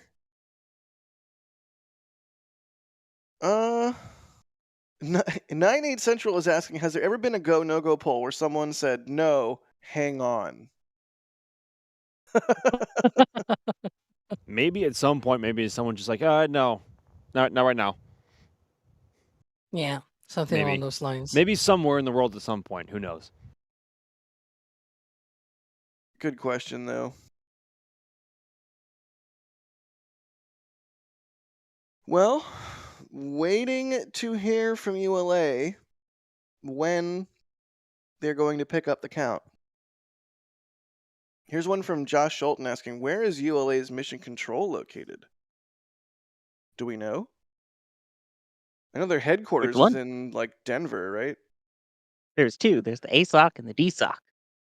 Go There's on. the more acronyms, I know. Located here at Cape Canaveral Space Force Station, just about a mile away from where we are right now, is the ASOC, the Advanced Spacecraft Operations Center, which is where the main mission control is. They also have a support team out at their Denver location, as you mentioned. So they have 2, but the primary one is here at the Cape. I believe there's also a team in Alabama at their factory facility. I really have Rocket. The team has configured the systems to resume flow, and we are working to establish a new T0 shortly. Okay, Excellent. good. Cool. Let's see. More. Joe Pipel says, is this a jellyfish hold?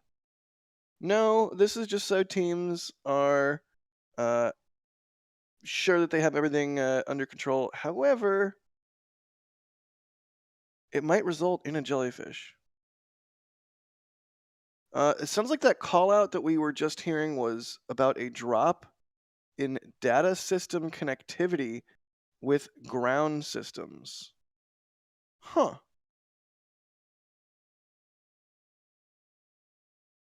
Kind of important when you're trying to certify a rocket. Interesting. Well, hopefully they can resume things and get back into the count here. Oh god, Chris is in our back channel. I hope he didn't hear the thing I said about horses. Good morning, Chris B.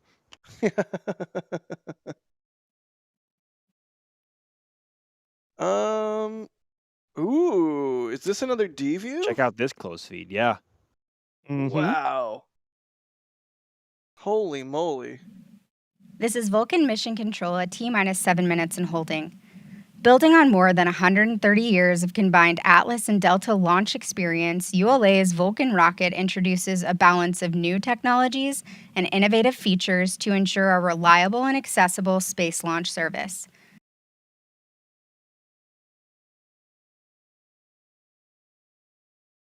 Let's see. Y'all, if you have any questions, keep them coming at NASA Spaceflight in chat, and we'll see your questions pop up as we wait for this hold to wrap up. Swampy New is asking, what makes Vulcan quote unquote higher energy than the competitors? Didn't SpaceX do this with Falcon Heavy? I mean, I guess arguably it's the Hydrolox upper stage, right? I don't know. You scoffed, Alex. It sounds like you have thoughts. Yeah. Sometimes companies need to market their rockets, and that's the way that they're marketing Vulcan. I'm gonna be honest with you, Falcon Heavy can essentially, in expendable configuration, it can do pretty much what Vulcan can with 6 solar rocket boosters. And they don't need to label it as high energy rocket or whatever. In fact, just because we have that mission next week, Europa Clipper was put out for bidding when NASA was saying, hey, we need to launch this thing, we don't want to launch it on SLS because it's very expensive, please put up your proposals to be able to launch this thing. Vulcan was proposed for it, but they needed to do a lot of upgrades. Not just flying with 6 solar rocket boosters, but also upgrades to the Centaur upper stage in thrust and different types of RL-10 engines to be able to fly that mission with Vulcan. Falcon Heavy doesn't need any modifications, just fly it expendable, and it can fly Europa Clipper, and so that's why it won that contract. And so, we're going to see next week a fully expendable Falcon Heavy beat in performance, essentially, a relatively normal Vulcan Centaur. So, that's my take. That whole high energy thing is just marketing. Yeah, I mean that is certainly a take. But I take it, right? I mean, they need to sell the rocket. They have a way to sell the rocket, which is saying that it's high energy. Sure, whatever works for you, right? If it works, it works. Gotta get the monies. $1 bill, y'all. Cash rules everything around me. Cream, get the money. No? Nobody? No Wu-Tang fans? Okay. Uh, You know what I won't stop doing is asking for situation reports from those of our team members that we have in the field. D, you're also out in the field, and I believe you're on comms. Are you there? I sure am. Attack How clock do you hear has me? been reset with a new T0 of 1030 Zulu. We are currently at L-29 and counting. Nice. Roger. Hey, there you go. L-29 and counting. New T0 is 1030 Zulu, which would be what is that? 7:30 a.m. Eastern? Question mark. No. It should be Yes? 6:30. 20 minutes, that would 6:30. be 6:30. I'm Yeah, good at it's a I'm good at 4-hour times. difference with UTC. Hey guys, like that guarantees at this point that we are going to have LC, a RC. jellyfish. Go. The range has approved our new T0 of 10:30:00 Zulu. Roger. Excellent. We are Jellyfish, baby. we are in jellyfish hour now, everybody. Like this is Oh. going to be absolutely tremendously beautiful. Let's go. This is Vulcan Mission Control at T-minus 7 minutes and holding. A new T0 has been identified at 6:30 a.m. Eastern. Sweet. Yeah, there you go. All right, but before we got that quick update, I was calling on D. D, are you there? Yes, I am. Yay! What's it like out in the field tonight? Honestly, it is just gorgeous out here tonight. There are very few clouds in the sky and really, really tiny ones. And the sky is speckled with stars. And we can see a nice trail from the lights over the pad shooting up into the sky. It's just gorgeous out here. Excellent. What rigs are you running for today's launch? I know we have 2 feeds from you? Yes, indeed. So one of them is my usual, which is on a 400 millimeter f2.8. That is the camera that I track with. And so that's the equivalent focal length of an 800 millimeter lens. Is that And then is that the one that some careless person, not me, it was me, caused to hit the ground when we went to New Mexico that one time? yes, it is that one that hit the ground twice. Yikes. Sorry about that, by the way. I was All only good. responsible for one of the hits, to be fair. True, very But true. continue. What else you got out there? So the other one is one of the same exact type of camera, but on a telescope. So that was that close-up view aimed at the top of the rocket. So hopefully that should provide a pretty cool view at liftoff. I have that one running at 240 frames a second. So hopefully we will get some really cool stuff to share with you all in not too long. Sweet. What'd you place at the pad remote-wise? So I have 2 DSLRs set out there. I have one that is a little bit closer than my camera that got destroyed during the last Vulcan launch. So I don't know what to expect with that one, but hopefully it survives. That is a wide portrait shot right near the flame trench. Then I also have one that's set up with more of an engine shot aimed towards the top of the rocket. So hopefully it gets a great view of the BE-4s.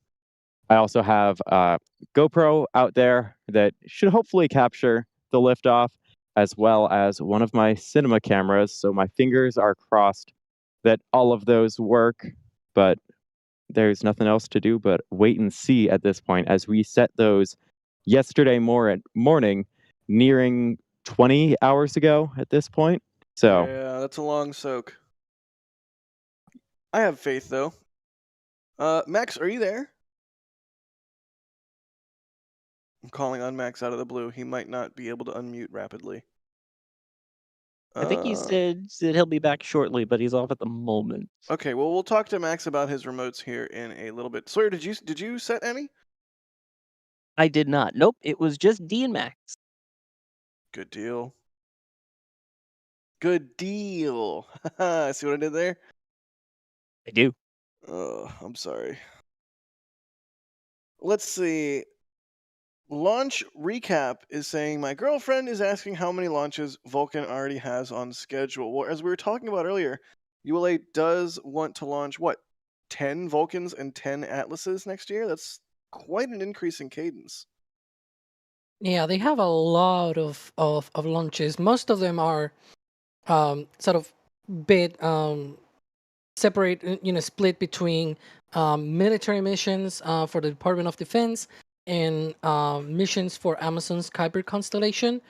In total, I believe it is in the order of up to 80 flights that they have.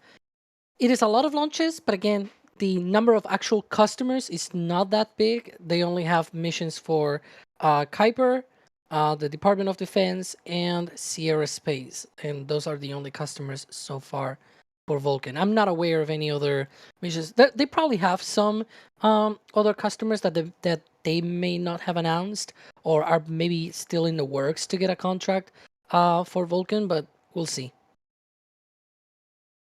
We shall see. Jack New Zealand, I believe I'm pronouncing that correctly, is saying my 11-year-old daughter Neve, I hope I'm pronouncing that correctly, asked how much of this rocket will end up as space junk. We are in New Zealand. Nice. I love the questions from the younger folks. This is an astute one. How much of this rocket will end up as space junk? Basically, the Centaur and the payload are going to be in that heliocentric orbit for all time. if that presser from ULA is to be taken at face value, right? All Yeah. time. The heat death of the universe will occur, and Centaur will still be there if it hasn't The good exploded.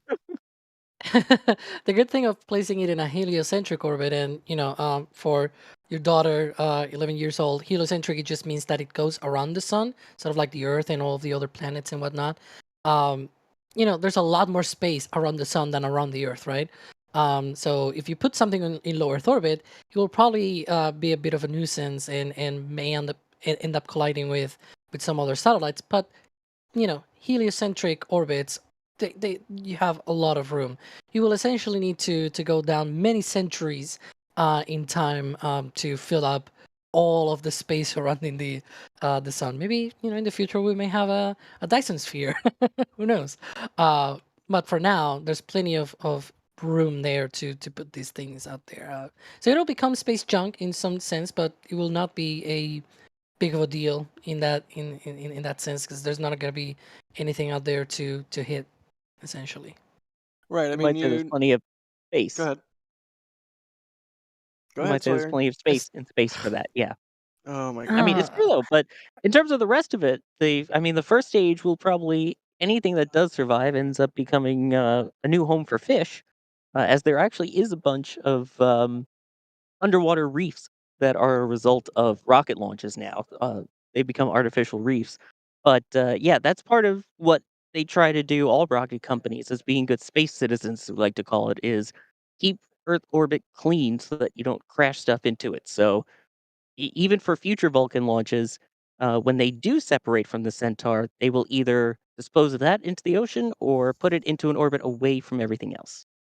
In fact, I'm gonna plug here two things. So later today on Twist, this week in spaceflight, we actually have a story talking about space debris. There's been 2 missions recently funded for that, so watch that for the news stories. But also, we may be, it's a bit of a long range kind of project. We're also working on a video of where do second stages go after they launch. Sort of like, where does the moon go when when the sun is out or whatever. Anyways, but that's sort of the whole deal. We're probably gonna cover all of these different outcomes for different upper stages and whatnot, because we definitely have a lot of questions about that, not just from 11-year-old people, but also from all sorts of ages. And so it's always interesting to get to know what happens with all of those spent upper stages and other pieces of hardware in space. Indeed. Yeah, a lot of what you hear about in terms of space junk is specifically talking about low Earth orbit, especially as you get various countries doing anti-satellite tests, as we get more and more mega constellations deployed up in low Earth orbit. That is sort of the big concern in terms of space junk, right? Whereas Yeah. heliocentric, there's, as Sawyer said, there's plenty of space out there. Good And job, Sawyer. a secondary thing as well, and sort of like side effect of having a lot of space junk in low Earth orbit is that, because it is in low Earth orbit, there's some friction against the atmosphere, because there's still a little bit of tenuous gases there. It's very thin, but it's there. And so over time, they will come down and they will re-enter. And so there are pieces up there of space debris that can survive the re-entry, and that re-entry will be random, right? So you don't know where it's going to go. It's not Right. controlled. And so it's very complicated to actually even predict with precision where it's going to come down because of the uncertainty of how thick the atmosphere is and how it'll be affected, how it's tumbling and all that stuff, right?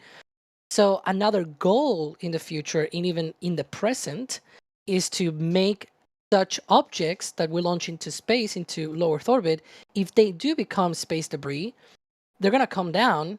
We don't want those pieces to hit people on the ground. And so we want future pieces of hardware that we launch into space to also be fully demisable, as they are called. And for example, SpaceX's Starlink satellites are like that. Whereas, when they re-enter, they are fully, they burn up fully and they don't leave any debris hitting the ground. So that is one of the other, sort of like other things that are being done to be able to improve those, that problem with space debris. Right.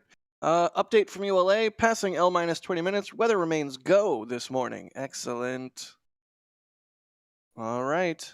Yeah, to your point, Alex, that's like one of the things, for example, SpaceX reiterates about Starlink satellites is they're meant to be fully perishable, if that's even the right term. They're meant to be completely burnt up by the atmosphere, so nothing reaches the ground, which is a good way to handle your satellites, of which you are launching tens of thousands. As someone is Space is hinting in chat, Dragon Trunk, right? Yeah, or space is the only place. ISS batteries. Yeah, there have been Or ISS incidents where batteries. things do actually reach the ground when they're not supposed to. Yeah, space is the only place where you actively want something that both works and can destroy itself, Yep. or will destroy itself, essentially. Max, do we have you back, buddy, old pal? I am here. What? Walk us through the remotes that you've set for this launch. I didn't go too crazy this time. I went up with 2 bespoke engine shots. One punched in at about 250 mil, which is actually really, really, really tight with how close we can get at the pad. One kind of more zoomed out to get the drama coming out of the flame trench, and then also just a wider body shot aiming upwards as it clears the tower. So nothing too crazy. I wanted to make sure I had cameras on me as well here at either the press site or on Cape side, whichever we ended up doing, which we actually split views in this one. But we'll see. We'll see if those turn out. We'll see if the dew stays off of them. And for those who are just now tuning in, around 3 to 6 a.m. is like prime dew fog hour for this area of Florida. And the dew tends to coat your cameras if they are not above the dew point temperature. And that is obviously not something you want because it ruins your imagery. So we will see if the lenses stay clean and clear of that. And if those come out and the cameras fire, we'll see what they get. Indeed, we shall see what they get. I'm excited. So I know we already pushed past our first T0, but we're getting close again, and my nerves are going up a bit. A little bit. L minus 16 and change. Well, now 15 and change. This is We are Vulcan Mission getting- Control at T-minus 7 minutes and holding. Uh-huh. You were saying? Thanks, Vulcan Mission Control.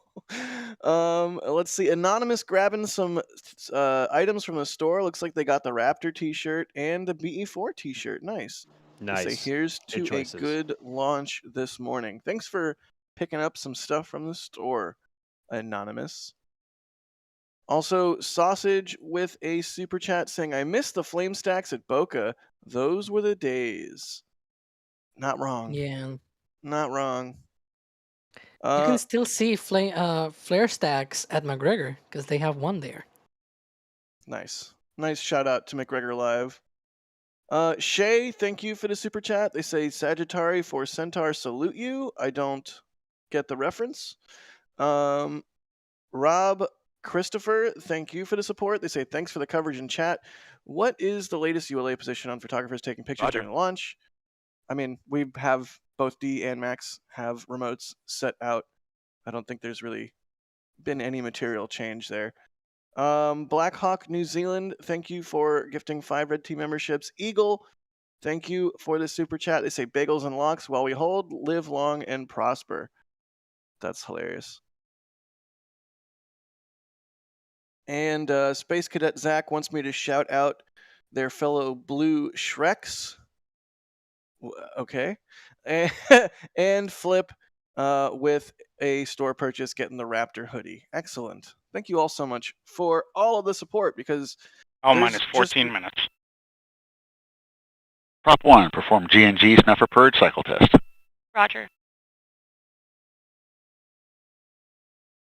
All right, continuing to hear those call-outs from ULA. We will keep our ears open for the... Go.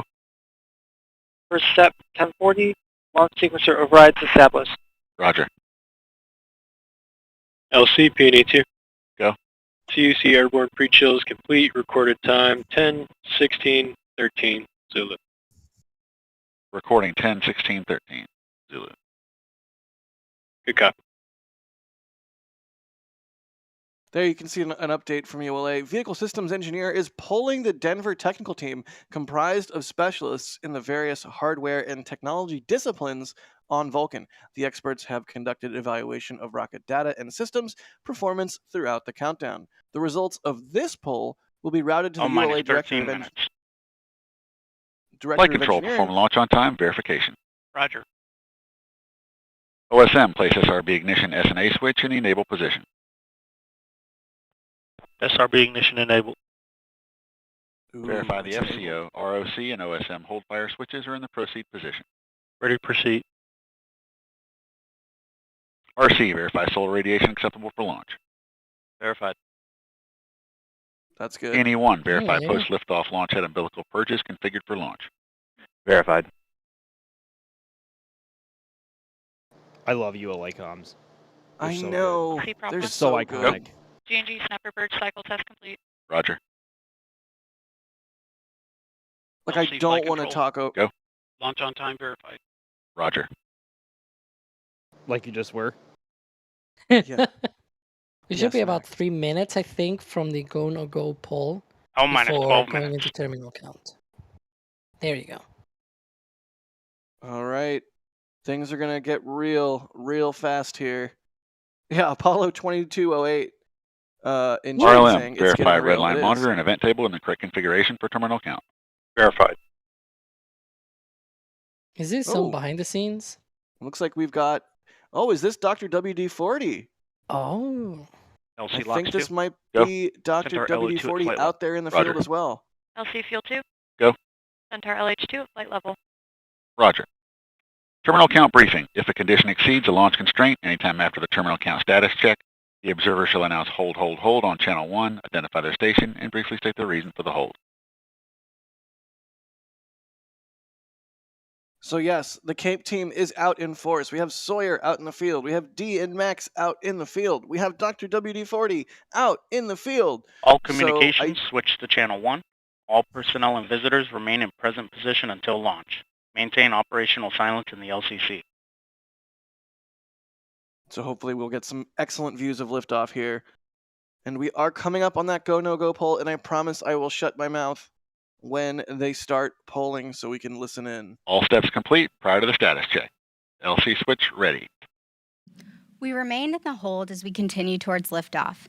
In a few moments, launch conductor Dylan Rice will pull the launch team for the final go to pick up the count. 29 engineers and managers are pulled for system status and readiness to proceed.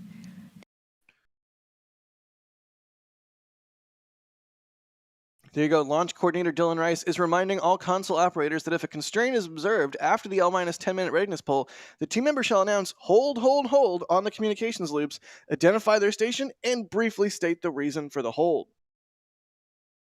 So that is what... Status check to proceed with terminal count, Vulcan systems, propulsion. Go. Hydraulics. Go. Pneumatics. Go. LNG. Go. LO2. Go. Water. Go. Centaur systems, propulsion. Go. Pneumatics. Go. LO2. Go. LH2. Go. Gas. Go. Electrical systems, airborne. Go. Ground. Go. Facility. Go. RFFTS. Go. Flight control. Go. TCQ. Go. Off support. Go. Comm. Go. Umbilicals. Go. ECS. Go. Redline monitor. Go. Quality. Go. Op safety manager. Go. ULA safety officer. Go. Vehicle system engineer. Go. Anomaly chief. Go. Range coordinator. Go. Launch director. You have permission to launch. Proceeding with the count. ALC, verify T0 is set for 1030 Zulu. Verified. Nice. ABE, Fantastic. And the team is go for launch.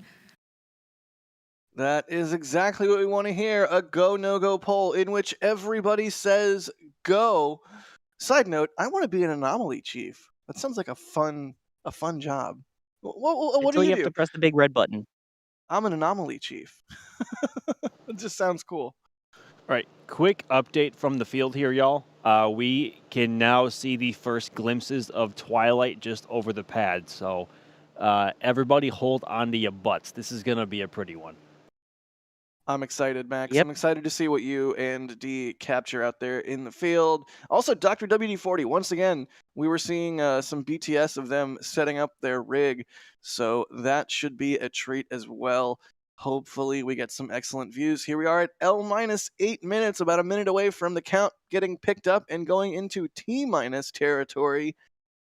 Oh, this is exciting. Roger.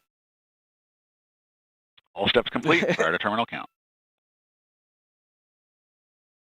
Excellent. Once again, if you're just tuning in, this is the CERT-2 mission of Vulcan. This will be its second flight, and this is so that it can be certified to launch national NSSL launches for the DoD. What is that acronym, Alex? National Space Security Launches, something like that? The other way around. National Security Space Launch. There we go.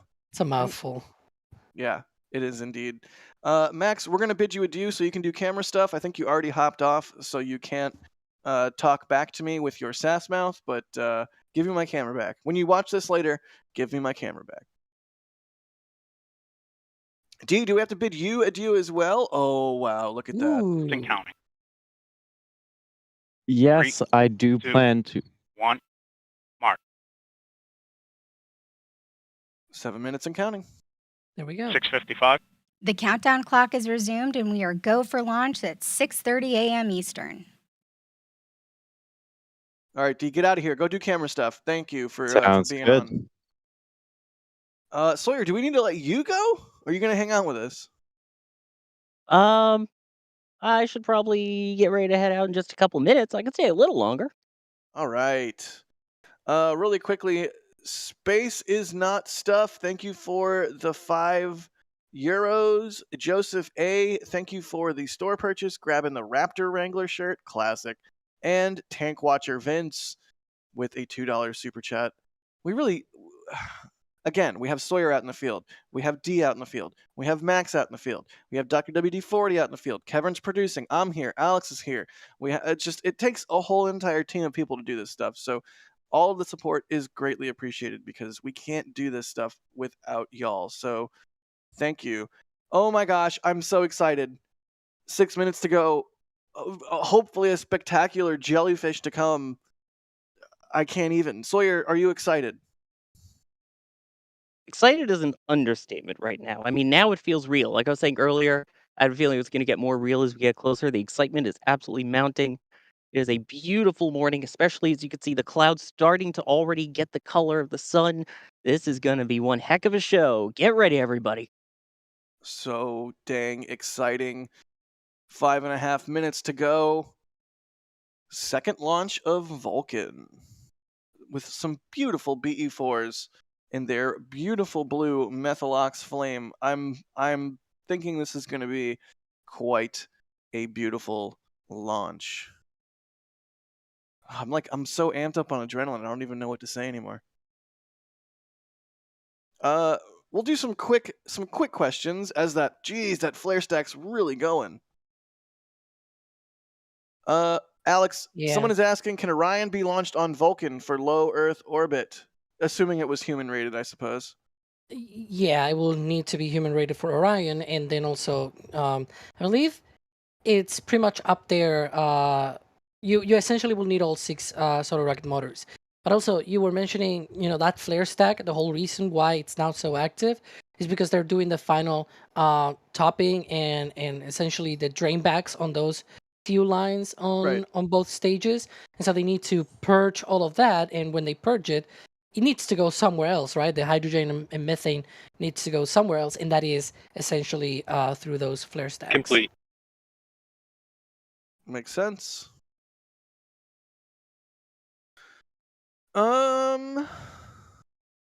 Here's another one for Alex. Johan is asking, can you explain briefly what capabilities Vulcans brings us in terms of mass and orbits? I mean, it's a super heavy lift rocket, right? It's basically a Delta IV Heavy class vehicle. Depending on the amount of solar rocket boosters, if you have maybe no solar rocket boosters or 2, you're essentially in the Falcon 9 sort of range of performance. And if you add more, up to 6 solar rocket boosters, then you can get something more akin to the Falcon Heavy. Good deal. I'm going to get This is everything prepped Vulcan up here. Mission I will Control rejoin at you after T-minus liftoff. 3 minutes and 22 seconds. All right, Sawyer, we'll see you on the other side. Godspeed, good buddy. There is the visibility map again. If you are anywhere in this area, be sure to run outside if you're not already and get your eyes on the sky. The truth is out there. Sorry, I had to do an X-Files reference. Shay is saying I'm vibrating with excitement. I think the entire NSF team is as well. This is going to be a good one. And Bideford, you're the best, Bideford. Also gifting 5 red team memberships. Thank you so much. Let's do this. Let's certify Vulcan for DoD missions. A big milestone for ULA as they bring this brand spanking new rocket online for the second time. I'm so excited. I cannot wait for that blue flame again. I know. For the first 2 minutes, though, we're gonna see the SRBs dominating the colors, right? But then it's gonna be onto the B4 engines. So you know what? I'm excited for the streak shots that we're gonna get. Hopefully, if things work out, because that sunrise gradient and the blue transition from the transition from the red SRBs to the blue. Oh, this is gonna be a beautiful launch. Here we go. 2 minutes. 2 minutes, everybody. Get your popcorn ready. Oh my gosh. All right. So far, so good. Ethan is asking, are there any plans to fly Vulcan from Vandy? Yes, we talked about that a little while ago. They are converting Slick 3 for use with Vulcan. When did you say that was going to be, Alex? Come again? What you said Q3 2025 for Vulcan launching from Vandy? Next summer, yeah. Good deal. Minute and a half to go. Just moments away. God. This is going to be truly beautiful. Also, shout out to Julia, who is out in the field shooting a streak shot. I don't believe I've mentioned Julia yet on today's We stream. are in a hold, I believe. I just heard. What? Yeah, hold. The countdown sequence has to stop because a condition was found that needs to be examined before we can continue. All right. Well, we'll wait for some more official information from ULA themselves, which will surely come here shortly. How long is the window tonight, Alex? LC, this flight control. Hang on. Go. It runs all the way. Flight control is ready to reset the clock to T-7 and holding. Roger. ALC, reset the countdown clock to T-7 minutes and holding. Roger.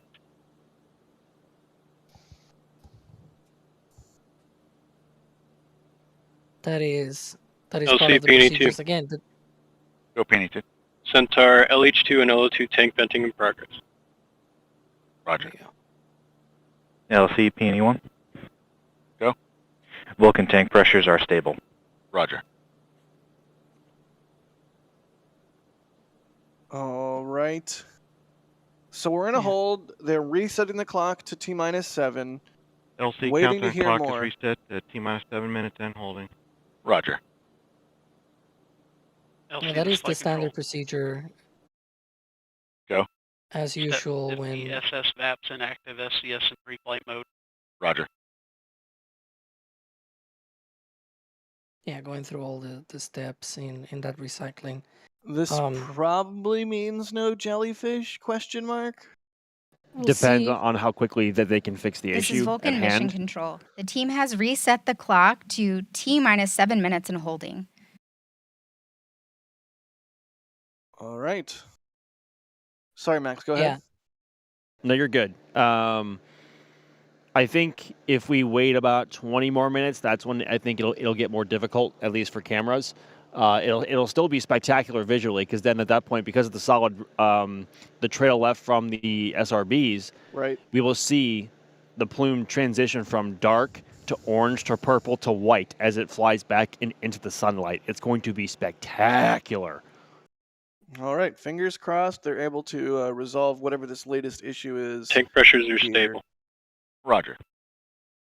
Good. Tank pressures are stable. Waiting to hear more from ULA. OSM, place what... SRB ignition SNA switch to disabled position.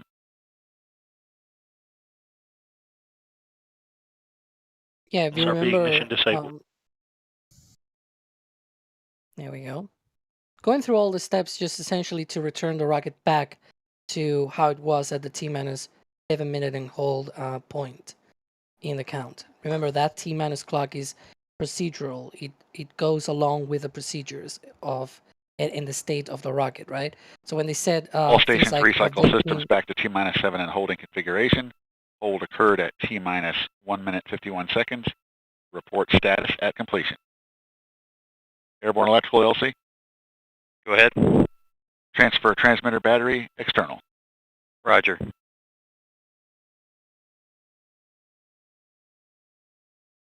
Okay. All right. So when, for example, they said venting the tanks, that was because they had already been pressurized for flight, so they need to release the pressure. That's why they also confirmed later tanks are, the right pressures and things like that. They're essentially going through all those checks to be able to make sure that Vulcan and the ground system are also back to that, T-minus 7 minute and holding point. Gosh, imagine it. Oh, it's so beautiful right now, though. Why? Why? Well, again, we'd rather it be a beautiful sky and have a rocket in one piece. That's fair. Totally fair. Well, in the meantime, while we wait for more information from ULA, we can do some more questions. If you have any questions, throw them in chat. First step 260, substep alpha, PNE1, Vulcan pneumatics pressure stable. Roger. LC PNE2. Go. Step 260, substep Foxtrot, CEC active. Roger. And substep Golf, sensor pneumatic system stable. Roger. LC prop 1. Go. For step 260, substep Delta and Echo, Vulcan propulsion and hydraulic system stable. Roger. LC ECS. Go. Step 260, substep Oscar, ECS set point stable. Roger. LC SYS. Go. Step 260, substep Mike, GC3 ready. Roger. LC fuel 2. Go. For substep Juliet, Centaur LH2 continuing topping. Roger.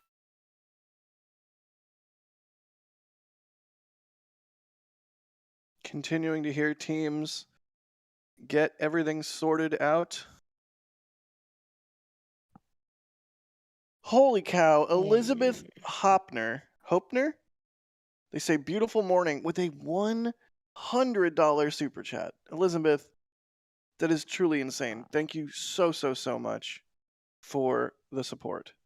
I really, there's no adequate way I can thank you. But we'll keep doing what we do here at NSF, and that is bring you all the best launch coverage that we possibly can. Just wow. Thank you. Mike Gardner is asking, will the vehicle assembly building scream? I know that's normally a thing we see with Falcon 9 from Slick 40. Airborne electrical. This LC. Step 260, subset Papa, airborne electrical ready. Roger. Probably not. Typically because that is to do with the resonance of the Merlin 1D engines, and these are the BE4s. I don't think the resonance is the same. It's possible, but from the first Vulcan flight in January, I don't remember hearing a VAB squeal. Interesting. Well, we'll have to wait and see what happens. Aren't the doors open anyway? LC, Lock 1. Go Lex 1. Vulcan LO2, continuing topping. Roger. LC, this flight control. Go flight control. Substep Lima, flight control ready. Roger.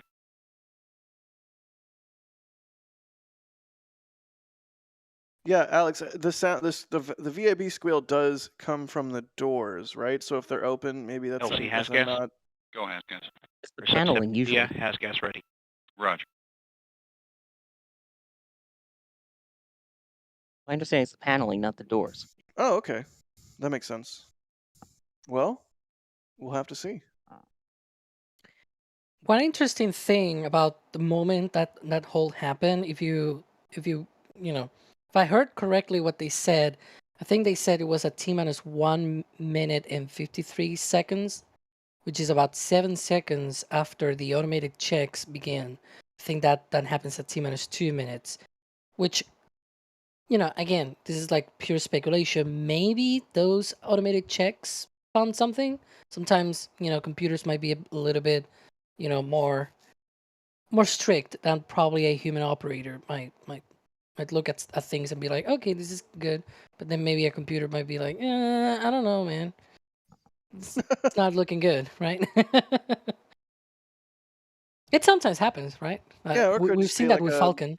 a value could have been set incorrect. I mean, I don't want to speculate. We'll wait until we hear more Oh, yeah, info for sure. from ULA themselves. But It's just yeah, peculiar of when that halt LC, happened. go on. I don't know. Step 260, substep Charlie, Vulcan LNG, continuing topping. Roger. All right. I have to say, this is absolutely painful watching the light change and getting Yeah. better. Knowing it could have been flying in this. Yeah. Oh, tell me about it.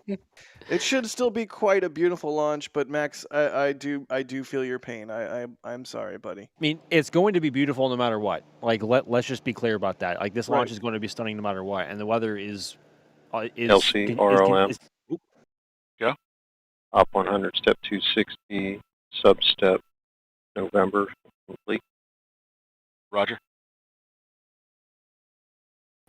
Yeah, the weather is looking good for the rest of the window so far. That could change, and they could issue a new forecast, and new things could pop up. But so far, things are still looking good. But man, the window for A jellyfish is closing rapidly, unfortunately. So it goes. Afterburn, thank you for the support. They say, to all my Aerojet coworkers, congratulations, go Centaur. Oh, that's awesome. Thank you, Afterburner. John, last year becoming a Red Team member. Thanks so much for that, John. Shay with the $2 super chat. They say, go sub hold. Richard Williams, thank you. This oh my is gosh. Vulcan Mission Control at T-minus 7 minutes and holding. While we await a new T0, RS rocket ship, ULA's specially designed cargo ship, delivers our rockets to our launch sites in California and Florida.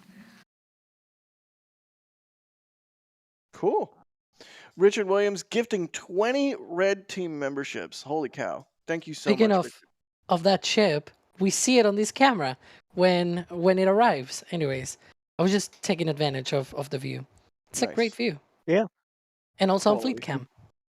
And actually, last time it was here, I was almost at the same spot where I am, just watching the booster come off of the boat and into Space Force. This exact booster arrived, I believe, back in May or June. Was the most recent arrival of rocket ship.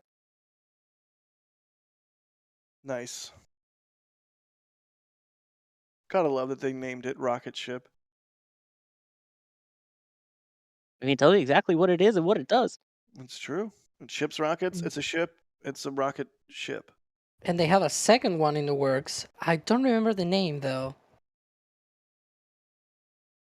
Oh, really? I know it's also along. Yeah, they have a second one because they have a lot of launches planned, right? So they need more. They need a bigger boat, essentially. We're gonna need a bigger boat, huh? Yeah. that reference. But yeah, they essentially. I don't remember the name though. I should probably ask Gav. Maybe Google it.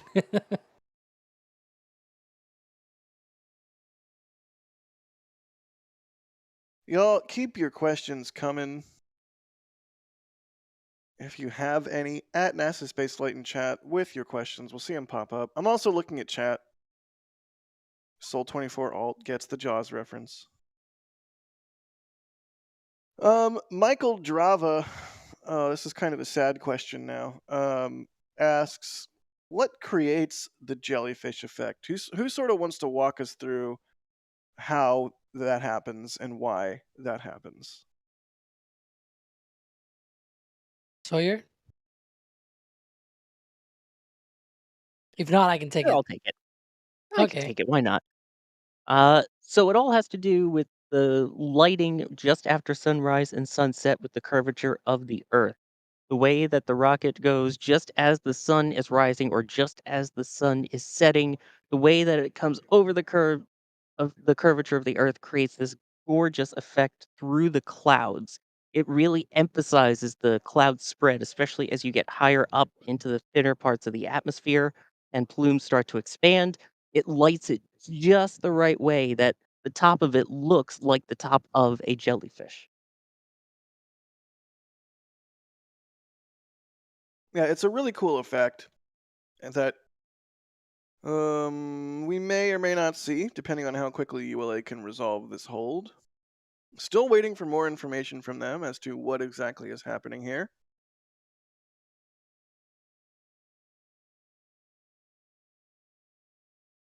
Booster By the 4 is way, asking. Go ahead. Go ahead, sorry, Alex. I looked it up and it's spaceship. That's the next boat for ULA. Nice. Go ahead. Booster 4. Oh, thank you. Thanks for the permission. Uh, Booster 4 is asking, is this the final flame paint on the first stage? We know that they're going to stop doing that at some point, right? I think it's not the last flame, but they do have a different pattern and paint for military missions. I believe for military missions, it's just some kind of sort of like band of red. I'm mostly sure that it's probably because red and white kind of thing, like the stripes on the U.S. flag. I don't know, to be fair, but it's a different pattern of paint on those boosters for military missions. I recall hearing at one point that it was going to be by the sixth flight is when they would switch it up, but I may be misremembering. Neat. Yeah. Good question from Booster 4 there. Johan is asking if NSF live streams are scripted or not. They're not. Some are more planned than others, but yeah, not scripted. Could you Yeah. imagine Wait, the hang on. What script for what this? point are we at right now? My auto cue stopped. They're definitely not scripted, as you can see. Simone the Mac gifting 5 red team memberships. Thank you, Simone. Or Simon. I can't read, okay? It's like 5 a.m. I'm sorry. Simon, thank you.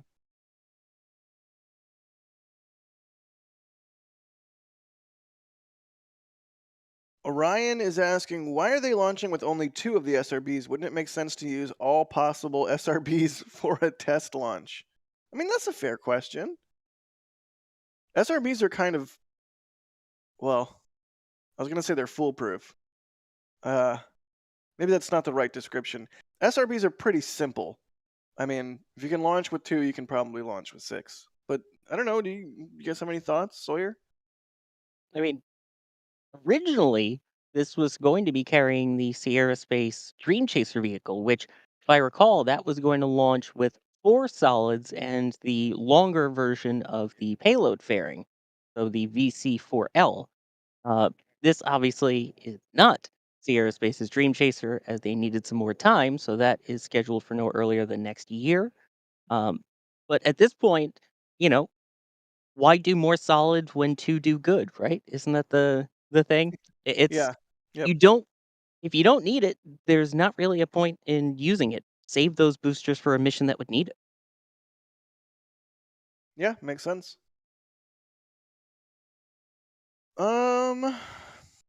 98 Central is asking, do you see the future needing more heavy lift rockets as technology gets smaller, lighter, Moore's law, etc.?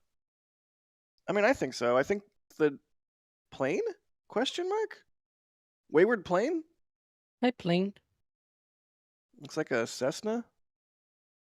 Interesting. Oh, it's WD-40. It's Dr. WD-40 tracking a plane. Nice. So not wayward. Yeah. Let's see. I mean, So you yeah, know, just go ahead. Go ahead. yeah, just because you have smaller satellites, it doesn't mean that you cannot launch a bunch of them in a heavy lift rocket, right? We see that all the time with the Starlinks. The Starlinks are essentially like in the order of 750 kilograms each, but we see like 20 launch at a time, right? Or 20, 23. And once Vulcan is launching Kuiper or Atlas starts launching Kuiper satellites, you also see like a bunch of them being flown at the same time, right? Just because satellites can be smaller doesn't mean that you cannot fly a bunch of them. That's actually beneficial because you're not relying on a single failure point kind of thing, right? Because if you only build one and you only launch one and that's all you have and it fails, well, you're without that. If you launch 20 and one fails, well, you still have the other 19, right? So yeah, it makes sense. I mean, I also think we'll rapidly get into a world where these heavy lift rockets that we have will hopefully enable on-orbit construction of larger structures.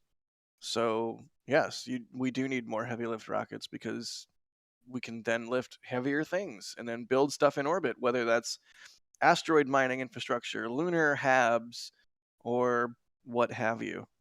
Mars cyclers, that would be really cool. and also, building a smaller satellite, not only you can launch more of them on a heavier rocket, but you may be able to just launch a few of them instead of a lot of them, and instead launch them further away, say, for example, to Mars. Right. And so we have a bunch of upcoming missions going to interplanetary space and whatnot, and they're launching on heavy rockets. So you can also do that as well when you have a heavy rocket. Very good point, Alex. Sausage is asking, how long is the launch window? 9 a.m. is the closure of the window. Eastern. And it is currently 6:48 a.m. Eastern. So what, like 2 hours, 2 hours, 12 minutes, something like that left in the window? Yep. If I can math right. Which I rarely can, but there you go. So plenty of time left in the window. Hey, look, it's the weather. I must say, it is. I'm sure Max is feeling the same way right now, just looking east as the sun rises right now. First off, beautiful, stunning. It looks Second like off, heartbreak for photography because kind it of was painful. so gorgeous right now. Yeah.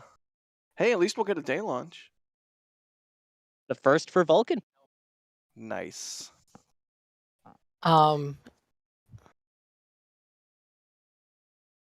We have a Tory tweet. Yeah, we have a Tory tweet. He says, transient on a redundant data system, automated hold, checking it and recycling.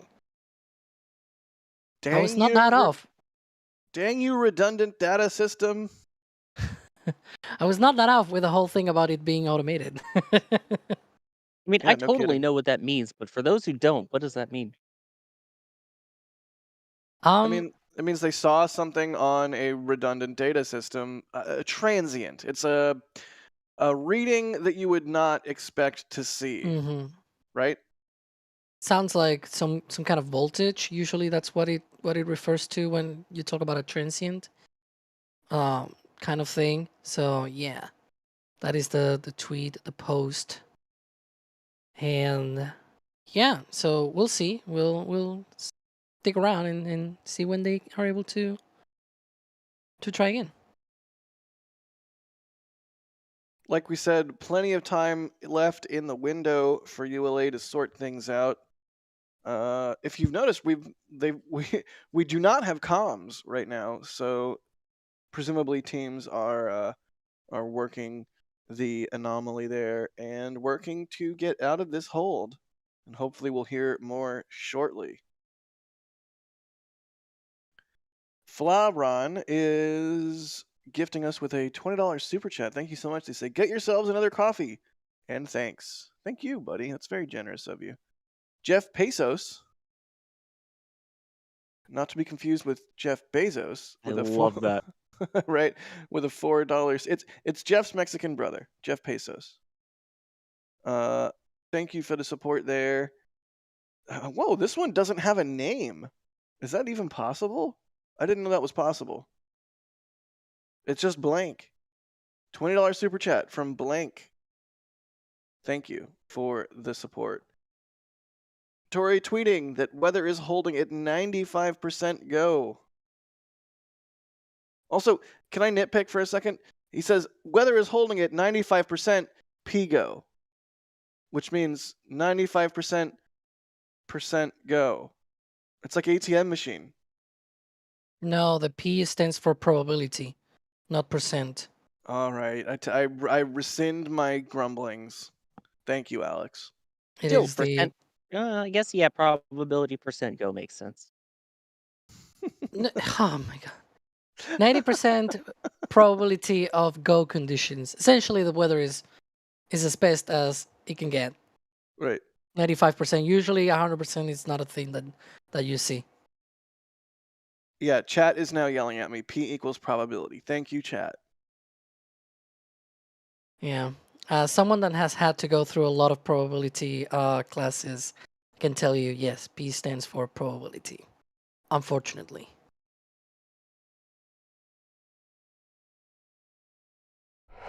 Londi is asking, what are the... Oh, wait. Tweet from ULA. The engineering team is working through the details of the issue that caused the countdown to be automatically stopped just after the Vulcan rocket switched to internal power. We have not yet established a new launch time target. So those of you in chat who are claiming to know when the new time is, you don't. Yeah, But, yeah, we'll wait for more updates from ULA official. The one thing that I'm kind of glad that I was close, not probably right on the dot when I said that, the timing of that hold kind of seems suspect, that it was probably some automated thing.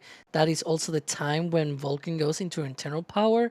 It looks like, at least, reading between the lines of that tweet from ULA, that it is probably about that, about, when it went to internal power. So that transient that Tori was mentioning in his own post. So maybe along those lines, something, did not look good, and there was that automated hold. One thing to note, though, this is quite strange because the first Vulcan flight, the countdown went smoothly, and it hit the T0 at the time that it was supposed to. There were no holds, other than the planned ones.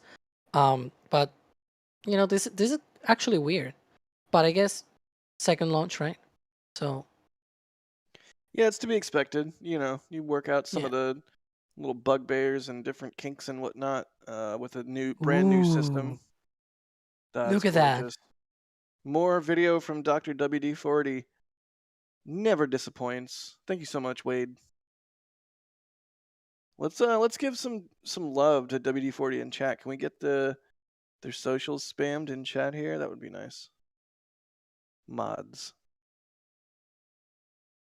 Oh, goodness. Well, waiting to hear more from ULA. There you go. You can see Dr. WD-40's info in the top right of the stream there. At Dr. WD-40. Is that a dolphin?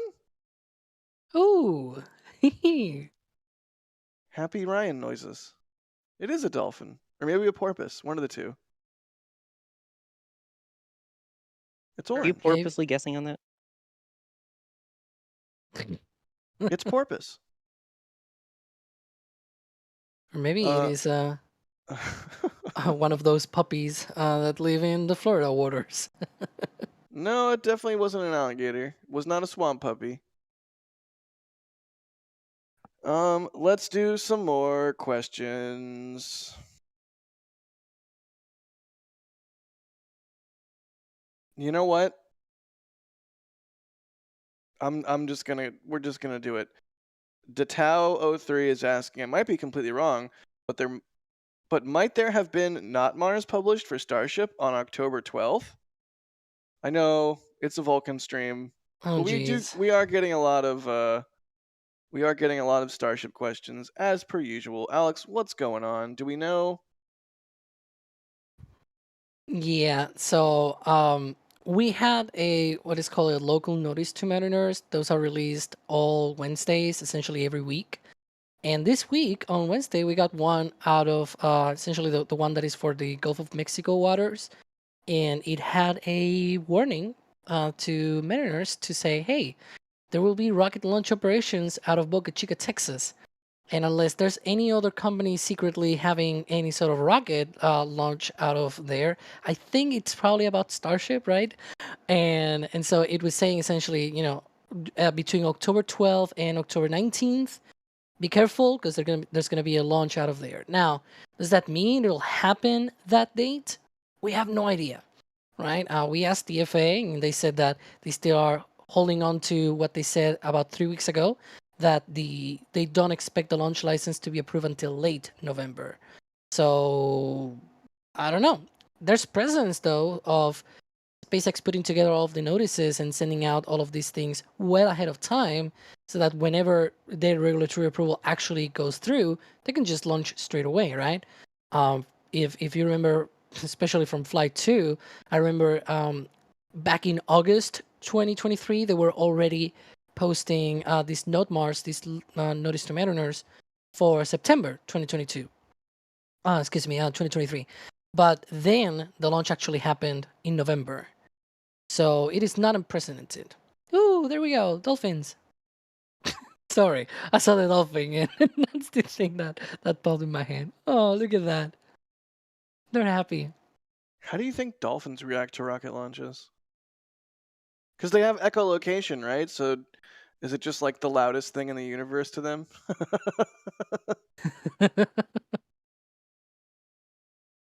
Oh, it looks like it's playing. That's adorable.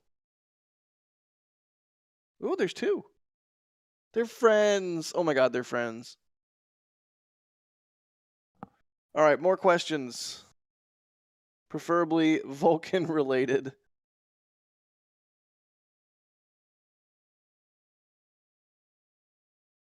98 Central asking that Vulcan has been venting for a while now. What type of fuel is loaded?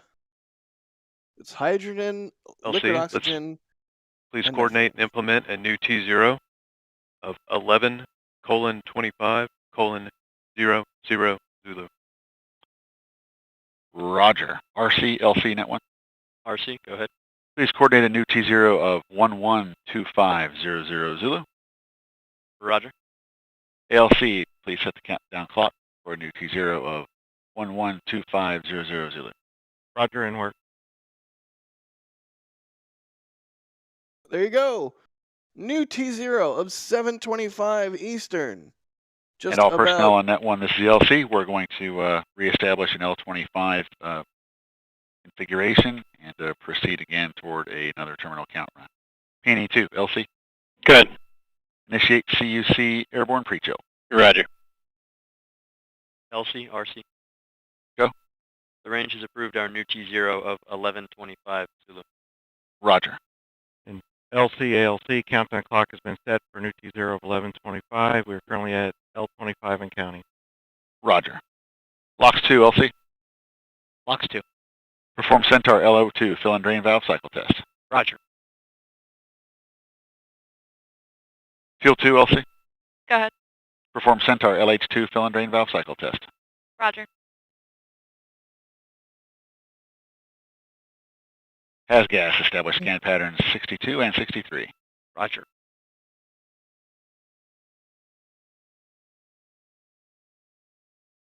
All right. Just under 25 minutes to go now. ULA, as you heard on the comms there, establishing. This is Vulcan Mission T-minus- Control at T-minus 7 Oh. minutes and holding. As you just heard, a new T0 has been established at 7:25 a.m. Eastern.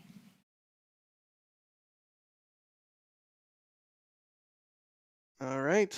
Teams are getting configured for another terminal count run.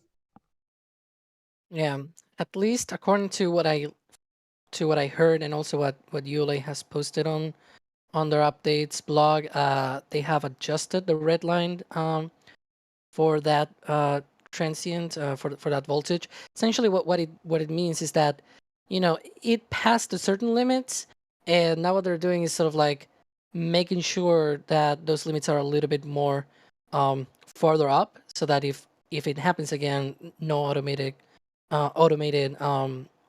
holds happen.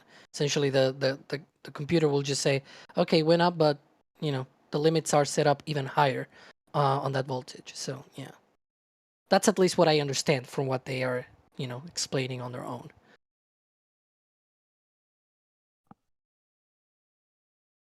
Orion is asking, what, in our opinion, is the coolest time of day for a launch? I'm going to say sunset for sure.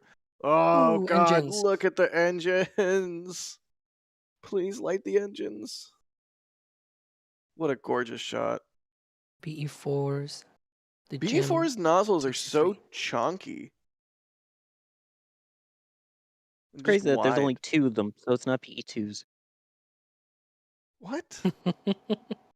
Sawyer, that I'm was a sorry. stretch, even by your standards.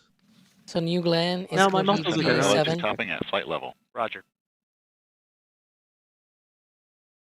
This is Yeah, you're right. Vulcan New Mission Glenn will have Control at 7. T-minus 7 minutes and holding. And? So this is only 2, but yes, I mean, they're gorgeous engines, especially when they look like that. Right? But yeah, what would favorite time of day, Favorite coolest time of time. day for a launch? Thoughts? I'm going to go with sunset. I mean, there are some beautiful sunset launches, but there's something about just at sunrise. I know we're not getting that, but just at sunrise, because you get that gorgeous colors, the sky at liftoff, and then the noctilescent clouds afterwards. The way the light hits the launch plume as the sun continues to rise just changes throughout the rest of the morning. Yeah. Alex, favorite? What's your favorite? What's the coolest time of day? This is the Oof. part where Alex is like, "Oh, I don't really have a favorite," and I give him crap for it. Yeah, I don't. I mean, there's a beauty in each. Really? I do think that we've already seen a night launch of Vulcan. I do want a daylight launch. A jellyfish effect will have been cool though, but daylight is okay. I'm a fan of daylight launches for new rockets. Once they have launched a few times, if they launch during the night, I'm actually waiting for Starship to launch during the night because I really want to see how it looks like. I'm just curious, right? We've seen launches of Starship in during the day, especially after sunrise. Now I'm curious how it will look like during the night. So I'm anxiously waiting for that, even if it's just once. Right. Soul24 Alt is asking, how do you imagine New Glenn will look with 7 BE4s at liftoff? Oh my god, it's going to be amazing. I cannot wait. Sawyer, can you wait? I mean, we're going to have to, unfortunately, but no, I can't wait. I mean, New Glen's is going to be quite the vehicle. It's should be a good show nonetheless. But yeah, can't wait. I'm sure there were words in there somewhere, but hopefully that made sense. I heard some sounds that could be described as words. Tiny, thank you for the super chat and the kind words. Jeff This Pesos, is the final thank status you for check the before support. launch of all Atlas and Vulcan. Okay. Let's see. Gareth wants us to add a T-minus 10, membership yeah. level that's Anomaly Chief level to our membership queue. That would be hilarious. That would be I between mean, we have a red launch team director. already. Oh, true. Yeah, true. Isaac Chapman, thanks for gifting 5 Red Team memberships. Jonathan O They say, got all the way up to the roof here in Tampa, then hold. Keep up the good old work, guys. Oh, dang it. I'm sorry, Jonathan, but maybe you'll still have a good view here in about 19 minutes. Max Wright is asking, what, in your opinion, is the weirdest launch or the weirdest rocket that has launched? Oh, man. Weirdest rocket. That's tough. I do think Titan 4 was pretty weird. Delta 3 was also pretty weird. I mean, if you think about it, Shuttle was pretty dang weird. Sawyer, do you have any thoughts? Weirdest rocket? I mean, Ares 1X. Yeah, I should have thought of that. Ares 1X is super weird. Alex, any thoughts? You know, it didn't launch, but Roton will have been very weird. I know you're a fan of it. I do love but Roton. I yeah, think calling it a rocket is probably a stretch. it would Calling have it, been a rocket. It yeah, was proposed to be one, right? It just flew right. as a helicopter, but it was this sort of mix of rocket and helicopter, which makes it quite weird. I say that in that same note, the space shuttle was weird in the sense that it was an actual plane in space, like the whole deal with space planes. I know it sounds also weird, me saying that the space shuttle was weird, but think about it. Every other rocket has not been like that, right? So it's a peculiar and unique, weird rocket, I guess. Because every other one has not been like that at all. Yeah. And if you love Shuttle, don't forget to check out Shuttle Sundays. And those Ooh. typically happen some Sundays, including, I believe, this one at 3 p.m. Eastern on Space Coast Live. And if you miss it, don't worry, we have a playlist. Nice thing. I do believe, are we doing Shuttle Sunday this week? I think we are. Indeed, we are. That is the plan. We got 2 missions lined up for you, STS 61A and 61B. Oh, that's going to be a treat. More questions. Bruv Legion is asking, what would happen if we replaced the BE-4s with Raptors? It would be a completely different rocket. This isn't Kerbal Space Program. This is real life. Right? That being But if someone were said, to do that, you know that whole thing of when people say rockets are not Legos, and then we put a Delta upper stage on a shuttle external tank, and we call it SLS, right? Right. But yeah, in theory, if you were to do that, if you put just 2 Raptors, it will probably be a little bit, if they are Raptor 2s, they will be a little bit less powerful. And if you put Raptor 3s, they will be a little bit more powerful because they are more powerful than the BE-4. But, other than that, it will probably not change a lot. I believe even the mixture ratio of the engines are pretty much the same. Obviously, plugging in the engines are different. Like, all of those connections are different, of course. Yep. L minus 15 minutes and 50-ish seconds. The sun is continuing to rise. This is over Vulcan Cape Mission Canaveral Control Space at Force T-minus Station. 7 minutes and holding. As we move toward a target T0 7:25 a.m. Eastern for CERT-2, earlier this year we launched the inaugural flight of the Vulcan rocket. no kidding. That is true. Yeah. That is correct.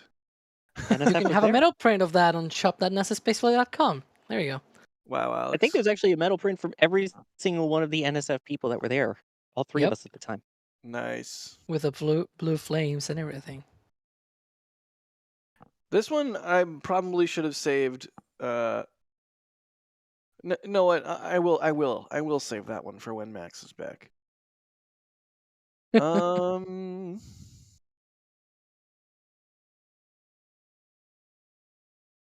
Human is asking thoughts on Vulcan Heavy. I mean, I'm here for it. Although, as we were talking about earlier in the stream, I didn't realize that on an SRB list, Vulcan, they have to put less fuel in it, right? Like Alex, you brought that up. That's wild to me. Yeah, for essentially for when it doesn't have any boosters, they need to defuel it because those 2B4 engines don't have enough power to be able to lift off the rocket fully fueled on their own. And the whole reason, going back to what we talked about way back at the beginning of the stream, that compared to Atlas could fly with the RD-180 and can fly without solar rocket boosters in just the RD-180 and fully fueled, because it's a bit smaller. That booster, that center first stage, is 3.8 meters in diameter. The Centaur upper stage is also thinner as well. It's like 3 meters in diameter. Vulcan is a chunker, as Max was saying before, right? It's 5.4 meter diameter, both the booster and the upper stage. So it contains a lot more propellant. Yep. Chat, how do you guys come up with this stuff? Ceres is asking, how many coconuts would it take to fill a Vulcan's LOX tank? What? What? You don't use locks. You put the lime in the coconut and shake it all up.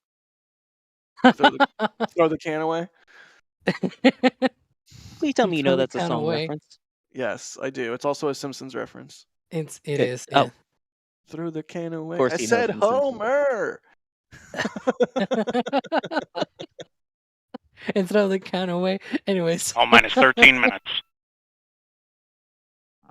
Flight control, perform launch on time verification. Roger. OSM, place SRB ignition SNA switch in the enable position. SRB ignition enable. Verify the FCO, ROC, and OSM hold fire switches are in the proceed position. Ready to proceed. RC, verify solar radiation acceptable for launch. Verified. PNE-1, verify post-liftoff launch head umbilical purges configured for launch. Verified. Launch on time verified. Roger.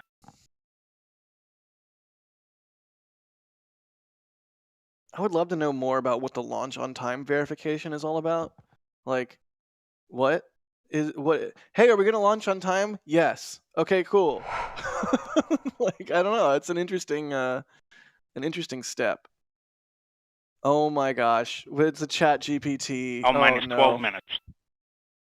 Terminal count briefing. If a condition exceeds a launch constraint, anytime after the terminal count status check, the observer shall announce hold, hold, hold on channel 1, identify their station, and briefly state the reason for the hold.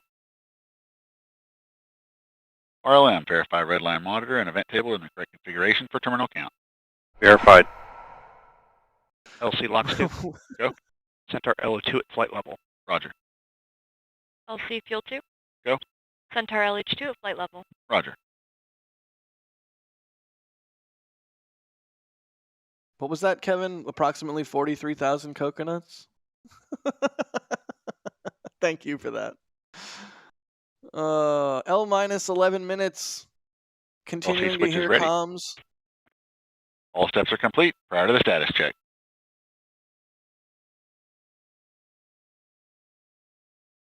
I wonder if we'll get another go, no go.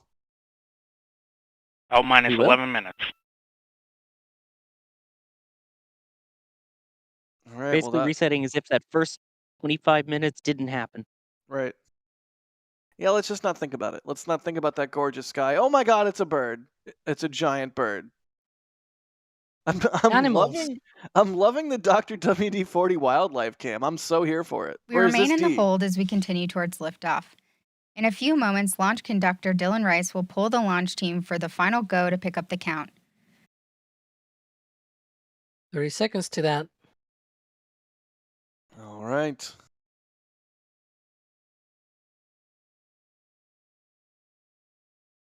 It's like I don't even want to talk. I just want to listen. Come on, poll. 15 seconds. Also, Gage pointing out all the birds on the towers. That's going to be interesting at liftoff. Status check to proceed with terminal count, Vulcan systems, propulsion. Go. Hydraulics. Go. Pneumatics. Go. LNG. Go. LO2. Go. Water. Go. Centaur systems, propulsion. Go. Pneumatics. Go. LO2. Go. LH2. Go. Has gas. Go. Electrical systems, airborne. Go. Ground. Go. Facility. Go. RFFTS. Go. Flight control. Go. CCQ. Go. Op support. Go. COM. Go. Umbilicals. Go. ECS. Go. Redline monitor. Go. Quality. Go. Op safety manager. Go. ULA safety officer. Go. Ecosystem engineer. Go. Anomaly chief. Go. Range coordinator. Go. Launch director. You have permission to launch. Proceeding with the count. ALC, verify T0 is set for 112500 Zulu. Verified. All right. That ABE, issue is MRTU sync pulse. Roger. Secure transmitter battery heater and transfer battery internal. Polling is complete and the team is go for launch. From T-minus 7 minutes until liftoff, all right. We are go for launch. That was a good poll. That's what we want to hear. 8.5 minutes to go. And it's getting real again. I'm feeling the adrenaline again. Hopefully this time is the time. Oh, Are you man, go, this- Jack? What? I am go. Are you go? Are you go, Alex? I'm go. Sawyer, are you go? I am go. I don't know why I don't- said that with a southern accent, but I'm go. I mean, you are And in my- the South. And my go is actually an acronym. It stands for Game On. We are go here as well. Thank you, Max. I didn't want to ask because I know you're busy.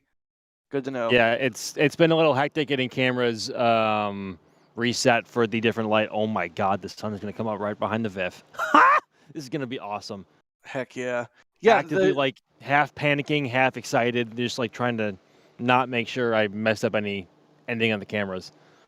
I mean, these sunrise timed launches are so tricky because the lighting changes so rapidly. It's not like you can set your camera and forget about it. You have to be constantly sort of riding the exposure. So I feel your pain. I have faith. I believe in you. It's Here going to we work. go. This is going to be good. We're coming up on the T-minus 7 minute moment where the hold is released. Let's see what happens here. Hopefully, no. 2, 1, mark. There you go. 6:55. Ground pyros enabled. All right, we're out of the hold. Let's the do countdown this clock thing. is resumed and we are go for launch at 7:25 a.m. Eastern. Fantastic. 6.5 minutes to go. Hopefully the vehicle does not see any funny transients again. And we get this Vulcan into the air for the second time ever. Gosh, this is so exciting. Oh my gosh. Just watching the lighting change for the camera. This is, like Max was saying, this is set up to be spectacular. Right. And we're gonna, again, we have all of our Space Coast Live cameras. We have Max's camera. We have D's cameras. We have Dr. WD-40's cameras. Like we're really out here in force this morning, hoping to do the second launch of this rocket justice. So this is going to be a good one. Thank you all for tuning in. If you're joining us just now and you're like, what the heck is going on? We are NSF. We're an independent news media organization comprised of, shall I say, insanely dedicated rocket fanatics. I think that's an appropriate way to put it. We don't know what sleep is, but we sure love bringing y'all rocket news whenever we can. You're not wrong about the sleep. Yeah, what is sleep? Is it necessary? I would argue, based on my experience, that no, it's not. Here is a visibility map. Again, if you are in Florida or Georgia or what is that, South Carolina, make sure you jump outside and see if you can get your eyes on this. It'll be a little bit trickier because it's daytime instead of nighttime, Engines. but yes. Engine chill. Alex, engine chill. Add it to the spreadsheet. Just They've kidding. been chilling for a long Yeah, time. They've been chilling. Much like us here on stream, they've been chilling. They will not be chilling though in 4 minutes and 40 seconds. Hopefully. That's true. Knock on wood. So far, so good. Count is continuing. I don't want to hear anything from ULA that's anything other than let's launch this puppy.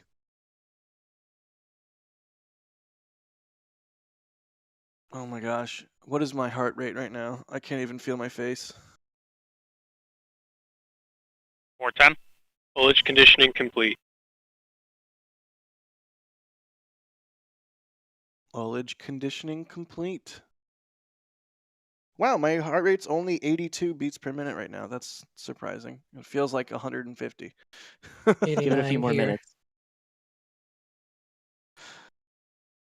Oh, that gorgeous morning light. Sir, should we let you go do camera stuff? No, I'm all set. I can probably stay on until about T-minus 3 minutes. Or, yeah, at that point, it would be T-minus 3 minutes. All right, good deal. Look at the difference in the flare stacks. 330. Hydraulics at pre-launch. Yeah, looks like the two closer ones must be the hydrogen, since that flame is like so see-through, and that one in the back must be methane. You know what? I'm going to head off. Go Vulcan. Bye, Sawyer. Thank you. All right. Tanks are being pressurized for flight. Latest update. All right. 3 minutes to go. This is happening. This is really happening. I'm so excited. Oh my gosh. And remember, this is not like Vulcan 9, FTS Eternal. where the first stage burns for like 2.5 minutes. This is going to be burning for 5 minutes.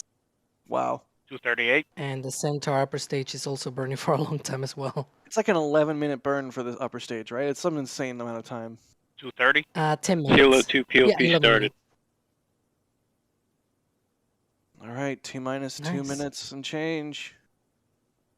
Going into the same sort of point where we had the hole before. Let's hope that they go through cleanly. Right. Yeah, good shout, Alex.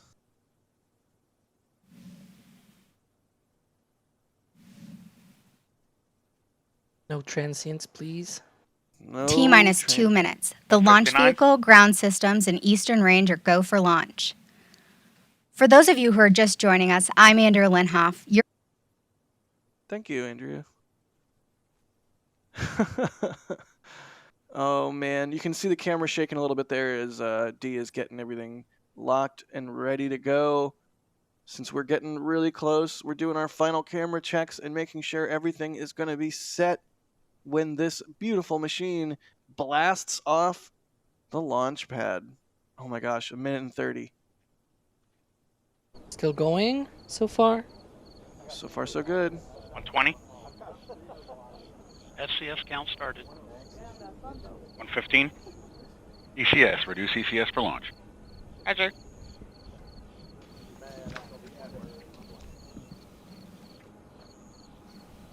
Coming up on T-minus 1 minute. T-minus This is 1 real. minute. Rock, report range status. Range green. Range is green. Oh my gosh. I don't even know what to say. 45. Vulcan tank set, step 3.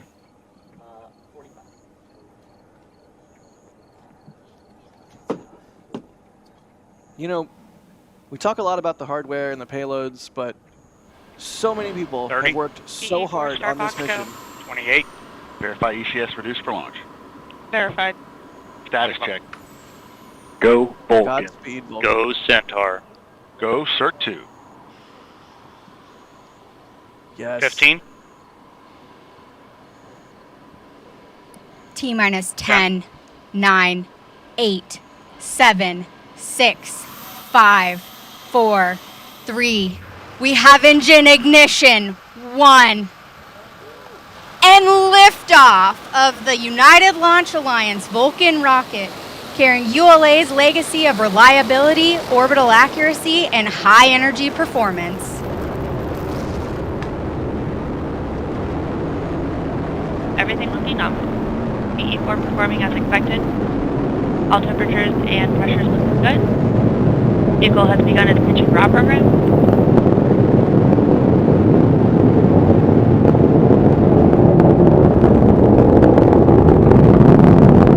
We have 2 good BE4s. You are hearing Hannah Peters providing launch vehicle ascent data.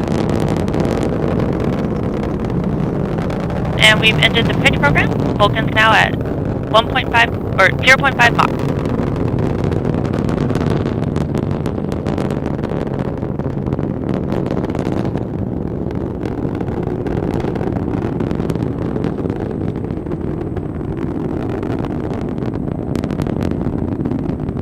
The BE4 is now throttling down in preparation for SRB burnout.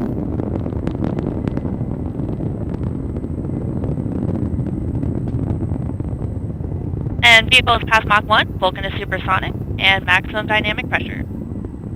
Coming up on SRB burnout. And we have indication of SRB burnout. Up next is SRB jettison.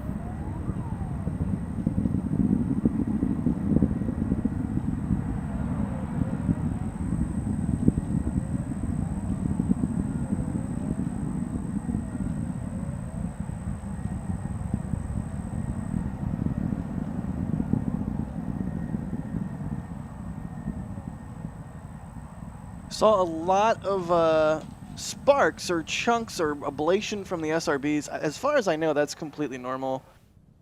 Body rates continue to look nominal, trending towards 0. Wait, we had SRB burnout. Is now throttling down. And we have SRB jettison. There we go. There's jettison. Yeah, they keep the SRBs for a little bit to allow for good Vulcan is separation. 19 miles in altitude. We just heard confirmation of solid rocket booster jettison. We have about 3 minutes until we reach our next mission event, booster engine cutoff. This is an amazing track. Seeing that SEP was fantastic.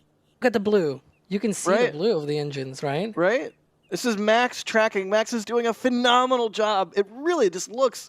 the clouds today are perfect. You can just see Vulcan is absolutely cooking down range. Great job, Max. Wow.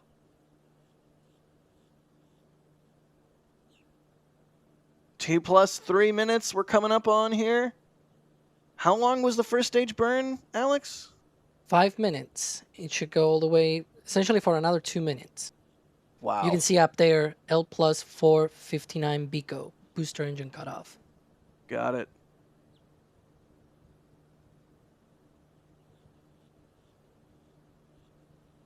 Looks like everything continuing on nominally.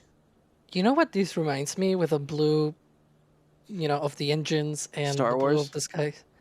No, it reminds me of Starship because of the methane blue. That's fair, I'm going to yeah. be honest. I'm missing a bit of Starship blue methalogs, but it's a good, nice, yeah. The high efficiency engines that just have like the white filling up the entire nozzle. Look at that. They really remind me Look at the of... contrast between that. Wow, it went through the clouds. Wow. It keeps going. We have another track here as well. I think this one is Dr. WD-40, if I'm not mistaken. Yes, this is Yeah. Dr. WD-40.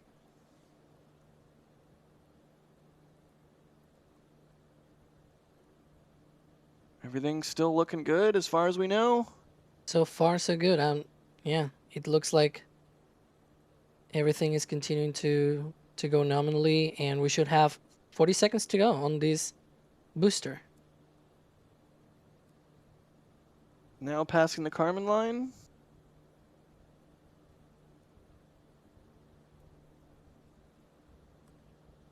And we started boost phase chill down on the second stage engine.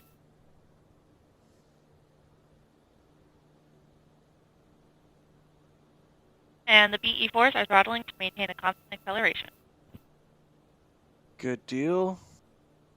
Yeah, as the vehicle gets lighter and lighter, you need to throttle your engines back so And you're we've not concluded just... our boost phase chill down. And PU has gone to open loop. That looks like BICO.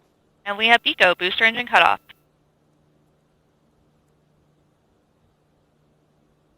Gorgeous. And we have Vulcan Centaur separation. And pre-start on LH2 and LO2.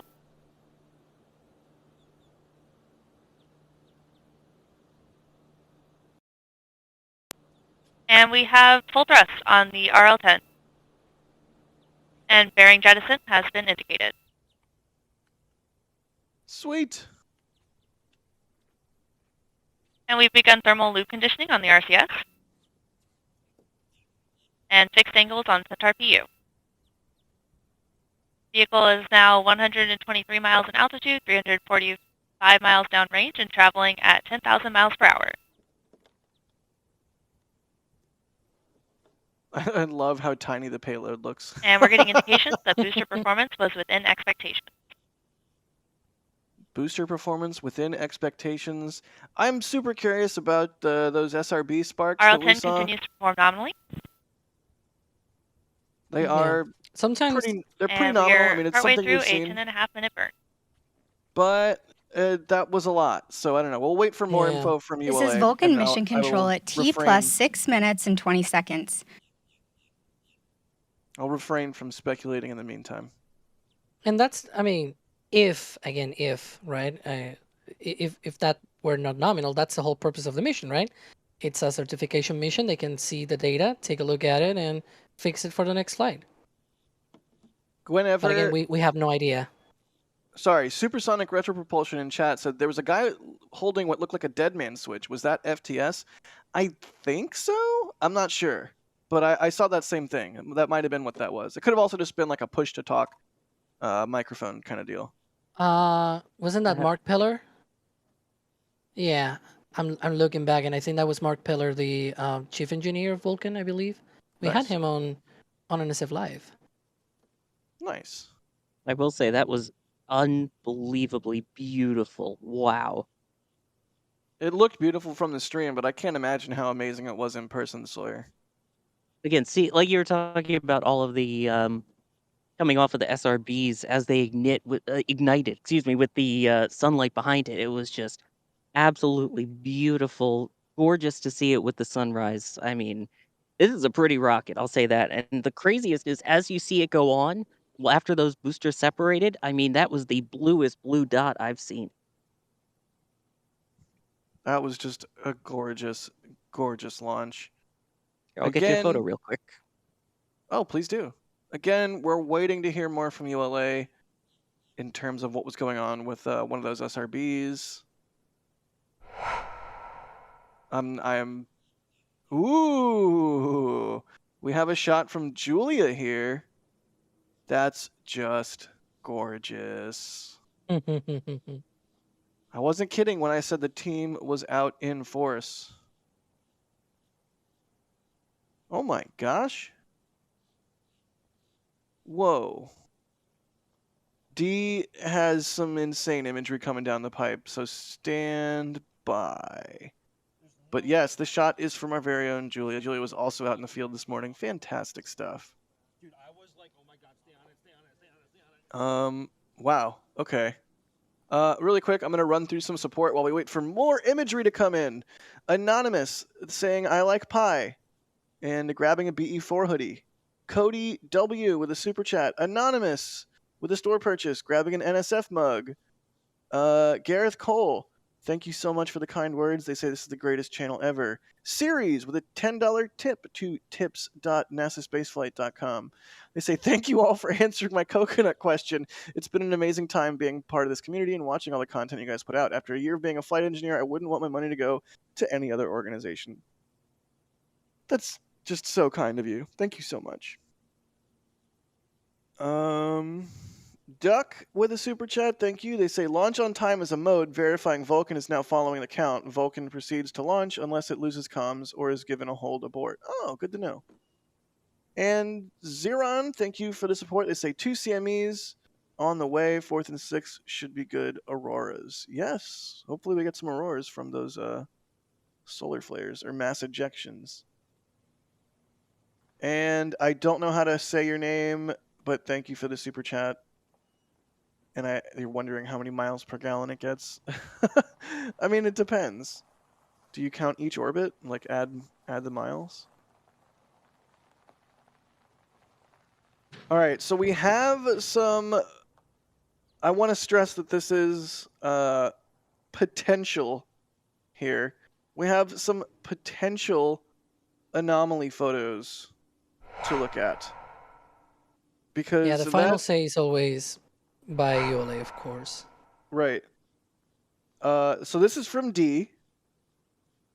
And not quite sure what we're looking at there, but Kevin, can we go to the cropped version of that? Yes. That kind of looks like an SRB nozzle. Like not a part of the SRB. Again, potential. We don't have any official word from ULA themselves, so we will wait to hear more from them. But yeah, that certainly looks like an SRB nozzle. Thankfully, the payload was super light, so if they did in fact have... Okay, yeah, look at that. That's a screenshot from ULA's own stream. That, you can just see, compare one SRB to the other SRB. One looks dramatically different. One speculation that I will do, though, is that maybe if we get any official confirmation, it might be from Tori, because he usually tends to post this kind of stuff very shortly. I don't know, but he tends to be very active on social media, so hopefully we can get some information soon. And one of the other things as well that I should say, though, if it was actually an issue, this mission not only was a certification mission, but it also carried an inert payload, a very small payload, as you can see there in that sort of animation that they have. So they have plenty of performance, right, to be able to counteract whatever sort of small anomaly like this might happen. Not the first time that a ULA rocket had to compensate for some kind of performance shortfall or something like that. Right, not even close to the first time. Ooh, here's a beautiful shot from Sawyer. Sawyer, I love that golden morning light. Oh, so do I. It was absolutely stunning, beautiful lighting on this. It really, it just emphasized the gorgeousness of the plume on that. And just a reminder, that Centaur upper stage is still burning, right? That was a 10-minute burn. Still has another 3 more minutes. That's wild. You gotta love Hydrolox upper stages. Sawyer, great work on that imagery. Excited to see what we're gonna get in from Max and D as well. Thank you. Also, if you give me a second, I have one that might show a little bit more of what we've been discussing. Give me just a second. I'll get that out to you. Yeah, do your thing. I believe we are working on replays as well as per usual. And so we will take a look at the replays and see what we can see in addition to the still imagery. Interesting.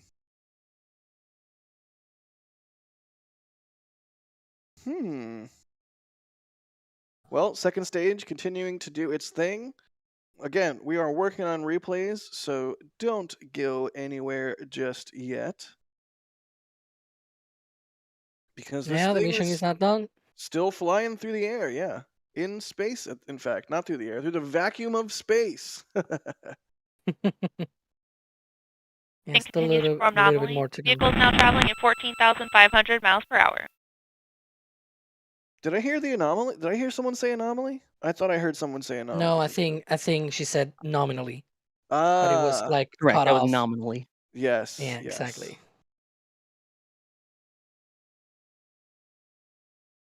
Another thing, when that chunk came off, I at first thought that it was gonna be some kind of ice, and it tends to happen that because the rocket is very frosty, that the ice comes off, and then with the light of the engines and the SRBs and whatnot, it kind of looks very like some chunk came off or something. So, but yeah, looking back at the footage, we'll see what ULA says.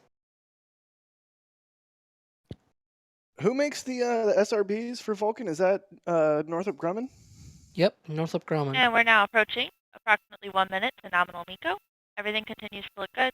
RL10 engine parameters are as expected. MPU is correcting as expected. Another extra minute to go. Good deal. Everything proceeding as expected. Although this render of the second stage is giving me some problems with my OCD. The two nozzles being offset. Like, they're not really like that, right? Or are It's they? just the perspective. Okay. Because we're it's seeing it like rotated sideways. slightly. Yeah, okay. One thing that if And there was a PUs come off as performance block. shortfall, This is that Vulcan Centaur mission will have to control burn at for T longer. plus 15 minutes and 35 seconds. Okay. Here's a So photo we'll from see when it actually Sawyer. shuts down. You could see Great some of the photo. extra material flying off, I guess, in this view right after liftoff that I got. Yeah. Coming up on Miko. Good shot, Sawyer. Fantastic work. Coming up on Miko. Centaur is orbital. That's a lot longer than expected. Got it. So maybe. And we have Miko. the Main engine Centaur cut off 1. Is There we go. compensating 20 seconds a little longer. Bit. Wow. This is that's Vulcan not mission control at insignificant. T plus 16 minutes and 22 seconds.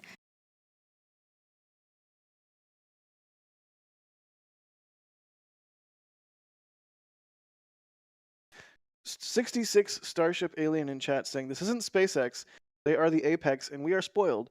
This was a beautiful launch nonetheless. Other companies need to exist. Agreed, wholeheartedly.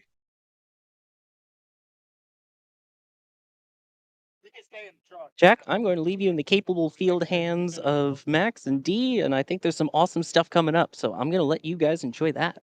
All right, I know you guys out in the field need to start packing up, so let's watch some replays. Here is a slow-mo shot from D.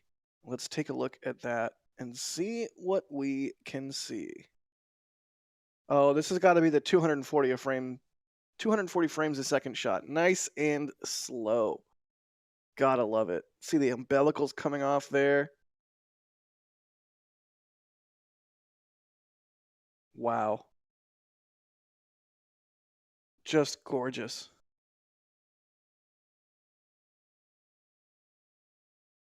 I believe this is the video which shows also a little oopsie, or as Northrop Grumman will say, an observation. Right. I mean, there certainly did appear to be an observation. And it was also weird that, I mean, sometimes it does happen that some burns last a little bit different by a few seconds. 20 seconds, though, on that Centaur. Kind of a lot. But look at that. Look at that. Wow. Just gorgeous.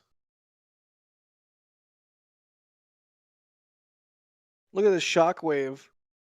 Yeah. In the plume there. That's just gorgeous.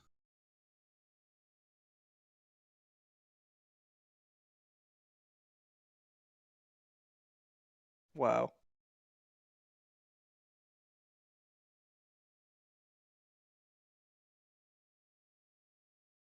All right, here's another angle.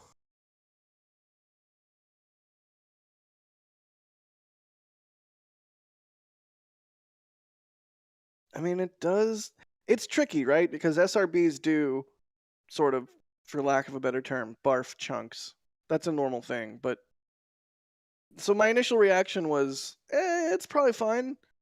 But after looking at some more of this imagery, and especially after seeing that Centaur burn a little bit extra long, we will be waiting to see what ULA and Tori say in terms of what exactly we saw here. Wait for it. Wait for it.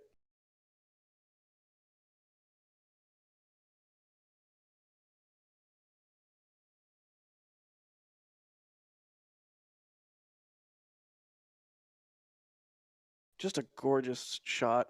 You gotta love that sunrise lighting. Oh, yeah, that's not nominal. Wow. Kevin, can we see that again? Can we just scrub right back and see that again? Thank you, Kevin. Watch that right SRB there. Boom. Or was it the left SRB, the one that we can't see from this angle? certainly looked like an observation.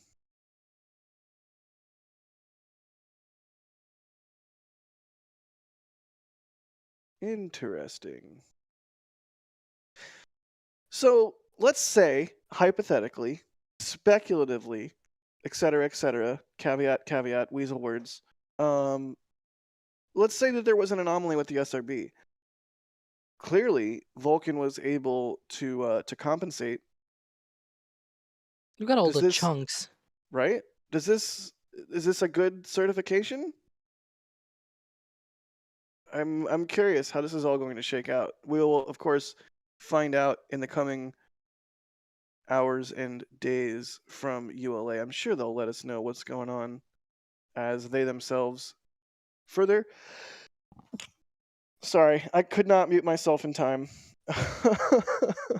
I had to sneeze. I'm sorry. But yeah, we'll wait for more information from the launch provider, but that certainly looks like something happened there. Ideally though, Vulcan had margin and was able to compensate. So Yeah. that's a good thing. And precisely, we were talking about this before, right? That it is not the first time that a ULA rocket had to compensate for an oopsie, so to speak, right?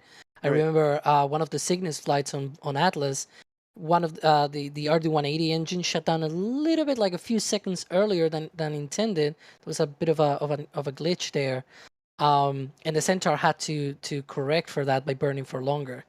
So it's definitely not the first time, and that's why some of these rockets, there's a lot of built-in, extra performance and redundancies here. Sort of like, just a Starship, when a few engines go off, it has engine out capability, it can continue the mission and things like that. Other rockets have other kinds of redundancies, like having a little bit of extra performance. Right. In this case, it probably lost a nozzle on the SRB, right? And the Centaur just fired for a little bit longer. Okay. Today we learned that Vulcan has SRB out capability. Potentially. Well, it probably still. Let's speculate, right? If it actually lost the nozzle, again, we're just speculation mode right here. We want to be true to the facts, right? But if it were happening, it will still be producing thrust. It will just not be as efficient. So it will still be producing something, right? Yeah, that makes sense. Still, a 20-second additional burn time on Centaur is notable, shall we say? Yeah, I do wonder though, and this is probably a little bit more out there, I guess. If it indeed was an oopsie with that Vehicle continues to SRB. perform nominally in its PTC roll. RCS firing as expected. Okay. How close was it from, the unspeakable? Right. Right. It's definitely something that I hope and probably ULA will talk in depth once they go through all the data, all the footage, and all the stuff. But I we'll see. Indeed, we shall. Well, that's a little bit of an unexpected. I don't want to call it a treat. A little bit of an unexpected thing this morning, but okay. And the vehicle has begun its turn to its MES-2 attitude. You're seeing the same thing, right? Yeah. I'm looking at a shot from Max's replay here in our back channel. Yeah. Okay. I'm going to be a little bit more firm here. Very clearly something off nominal with one of those SRBs, and you can even see the vehicle sort of. Let's wait until we can show it so that Okay. people don't get spoiled or anything, Okay. right? Okay. Wow. Yeah, we'll wait for Max to go through. Oh, well, Wow, that's Max. the preview. Okay. Okay, yeah, this is what we were looking at on our back channel. Max is furiously working on getting Look at this that. video up.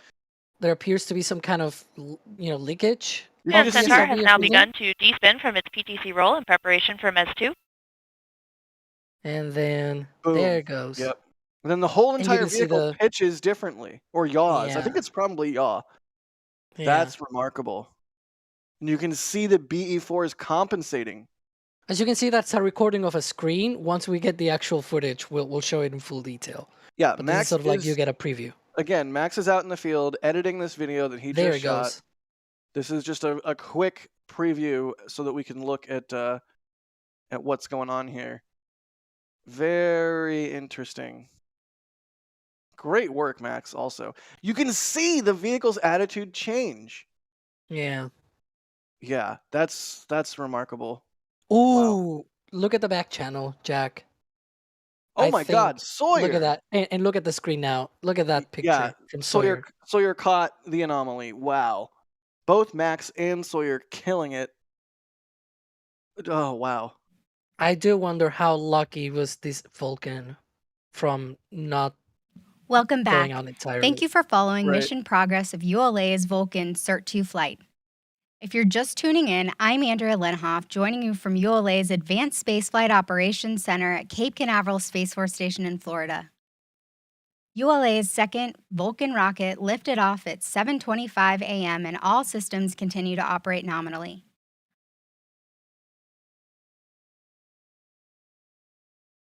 Wow. Yeah, one thing to note as well, Centaur is not done, right? It needs to perform another burn to get into that heliocentric trajectory. Right. Under I'm the wondering- nominal circumstances, it was supposed to be a T plus 30 minutes and 53 seconds. Right. We'll see what the onboard computer says now, because it probably will have to readjust. Readjust. Oh God, not adjust. Adjust. Yeah, I'm wondering. You know, the Centaur had to burn for what, 20 seconds longer. I'm wondering how much margin that they might have. You know, are they still able to get into that heliocentric orbit? Presumably yes, because the payload is so light. But here's another replay. Is this Max's cam or is this a Cape cam? Well, it looks like a Cape That looks cam. like one of the Cape cams. Yeah. Yep. Can tell by the rolling shutter. But look, already that right SRB Yeah. looks different. It almost looks like there's some burn through or something. Probably in the nozzle, which is Right. what appeared. There we go. See? Yep. Ooh, you can see it there as well. How The the rocket turns. Whole entire vehicle's attitude changes. That's wild. Interesting. Well, we'll have to wait for more information from ULA to get the specifics, but just based on what we can see with our own Mark 1 eyeballs, I mean, look at the left SRB versus the right SRB. Clearly something happened there. Wow. You know what I'm thinking about as well? What are you thinking about as well? It's been a very hot topic lately. What will the FAA say? Yeah, we'll have to wait and see. NSF has reached out to the FAA already. Thank you, Adrian, for handling that while we've been on stream. We can confirm that NSF has reached out to the FAA. So stay tuned to NSF on all of the socials, and we will update y'all as soon as we hear anything. And just because this launch is a certification flight for the DoD doesn't mean that it is not licensed by the FAA. I believe the first one, I'm looking through the FAA website, and the first Vulcan launch was also a certification flight. It was even a flight for NASA launching the Vulcan, the Peregrine lander, and it was licensed by the FAA. So I would expect this probably to also be licensed by the FAA, which means if something happened today that falls under the category of a mishap, then I will probably, go into all that. We obviously wait for the FAA to say anything official, and for ULA and all that stuff. This is Vulcan Mission Right. Control at T plus 29 minutes and 49 seconds. We're about a minute away from the second main engine start. Let's go back to Hannah Peters. Oh my God. Oh wow. Oh wow. Okay. D has Yeah, D quite has the money. Oh Yeah. man, I'm so excited to see both D and Max's shots. And we have pre-start on LH2. Let's watch this burn, and then let's watch some more replays. It's a 4-minute burn, though. So Okay. Well, we can maybe probably do both, right? we'll watch the burn start, and then we'll watch some replays. Exactly.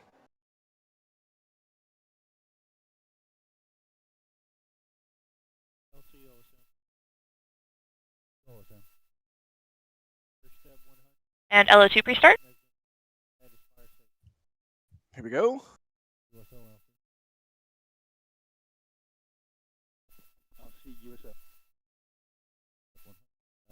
Coming up on main engine start 2.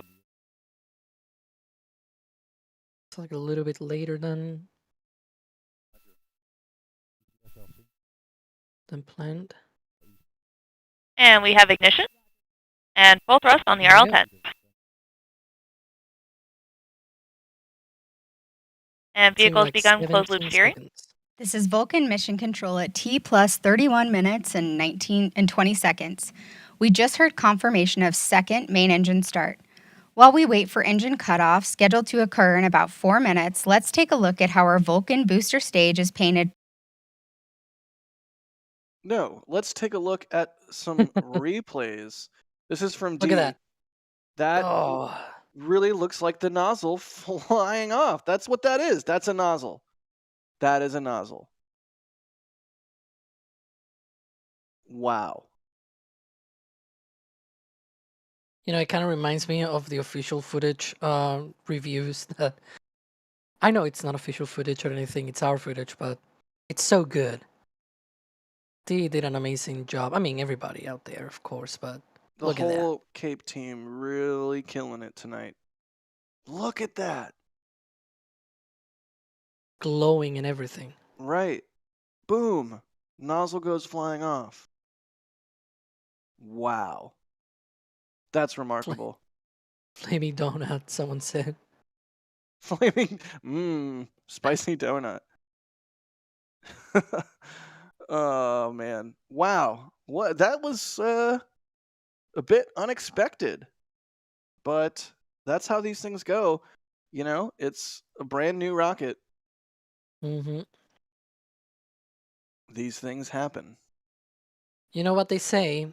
Space is hard. That nozzle didn't seem to be that hard, though. Jeez, Alex, jeez. I'm sorry. I had to lighten the mood. ULA heard that Max really likes stubby nozzles and was just trying to do Max right. Oh, there you go. I mean, we joke a little bit. Obviously, this is not a crewed mission. It's a certification flight of a new rocket. Not something where there's, you know, people's lives on the line. So with a little bit of levity, I think is okay. But obviously, it's a Good in serious this burn. situation. Engine parameters and are we as do wanna- expected. PU is correcting as anticipated, and our body rates are trending towards 0. Good deal. But yeah, I do always just want to go back to the fact that thousands of people work on these machines, and I hope the you know, the little bit of levity that we try to bring to these streams, so it's not just cut and dry, you know, and then the thing happened. Like we try to bring a little bit of commentary to it.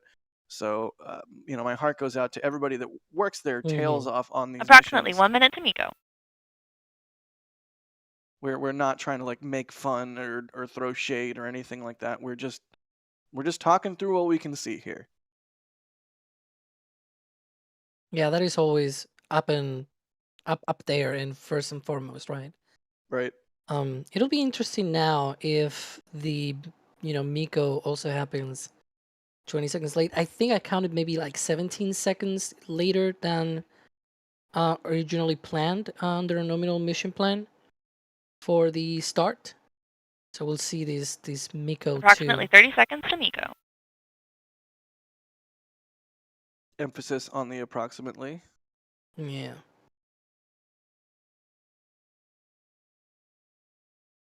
Okay, past the planned MECO time. And we have MECO, main engine cut off 2. Just a few seconds passed. Yep, look like 8 We're now seconds. venting the fuel Not tank. that bad. We have approximately 2 minutes and 49 seconds until simulated spacecraft separation. Right, so the payload is Full not settling going on to RCS. separate. And the vehicle is now rolling to its simulated SV SEP attitude. So they're going to simulate a payload SEP. They're not actually going to SEP the payload. Whew.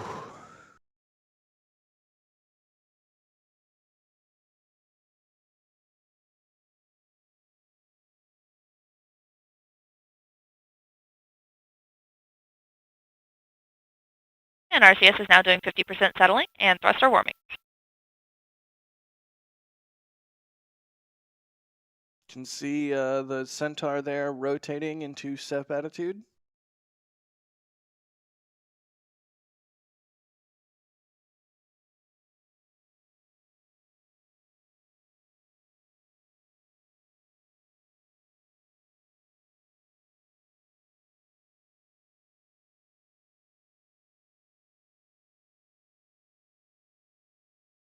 Wow, that was unexpectedly exciting. I don't know what, I'm not sure what word to use. That was Eventful. Yeah, certainly eventful. Body rates are trending towards 0 now. Coming up on our simulated spacecraft separation.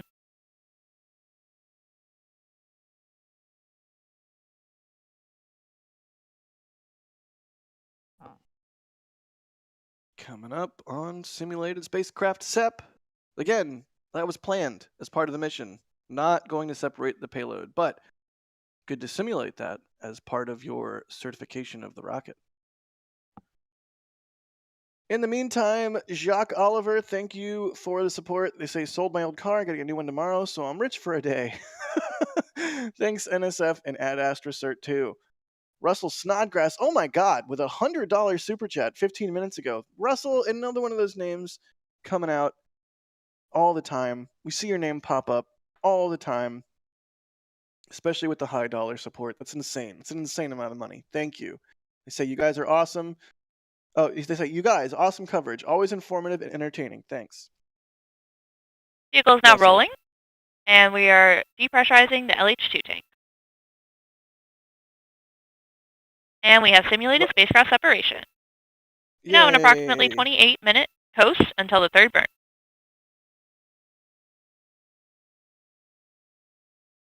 Oh And God, vehicle has Joshua started Ford. its descent and is now pointing towards Cedrus. Joshua Ford in chat says, solid smart testing. No parachutes though. I don't That's think too that good. nozzle had any parachute. It's too good. Roseanne Devasto, thank you for the support. They say the threads between the lightning towers, the catenary wires, were visible during liftoff. Nice. Jerwa, thank you so much for the support. They say ULA observation report incoming. Tarmo, thank you for the support. They say NSF once again bringing us the nice views. We do what we can, you know? God, what a beautiful liftoff shot. Yep, there's the catenary wires.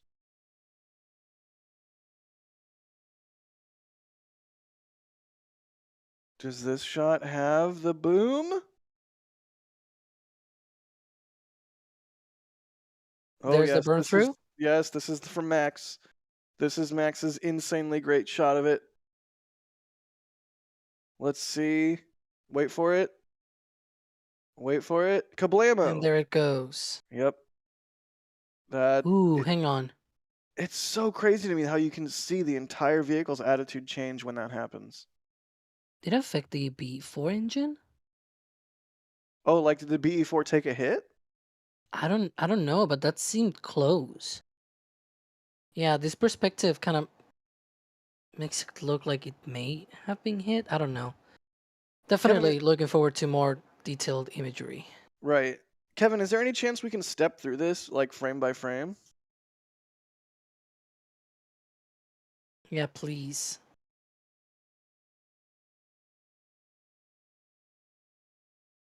A little bit higher. God, I love that pink cloud. Even there. Wait. Go back. Go back. Sorry. Go back to where it's going through the cloud. Because the Yeah, cloud. you can see the burn through. The cloud changes the exposure enough on the SRB that you can really see that burn through happening.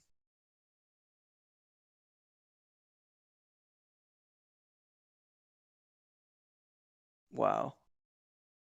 See, everything looks fine. Passing 40 minutes into flight, Centaur continues to look good throughout this coast period. All parameters are looking nominal. RCS is performing its periodic firing. And our body rates are trending towards 0.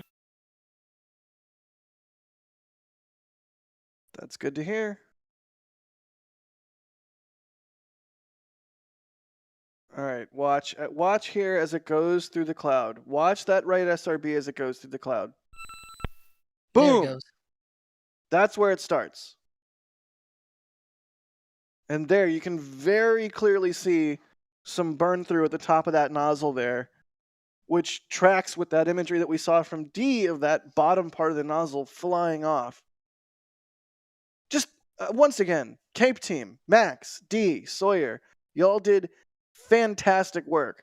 Dr. WD-40 and Julia also out there doing fantastic work. And this is why we thank everybody for the support. This is why I always appreciate everybody coming out, watching the streams, liking the streams, because we can pull stuff off like this. It's not just one camera and we're like, oh, well, we couldn't really see it. It's like we have angles for days and we can take a look at this and analyze it in painstaking detail.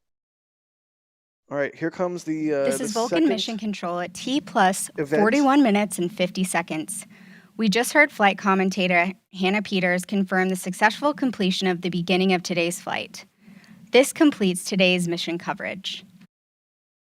Or does it? All right, as this observation is observed, watch the mock diamonds on the BE4s.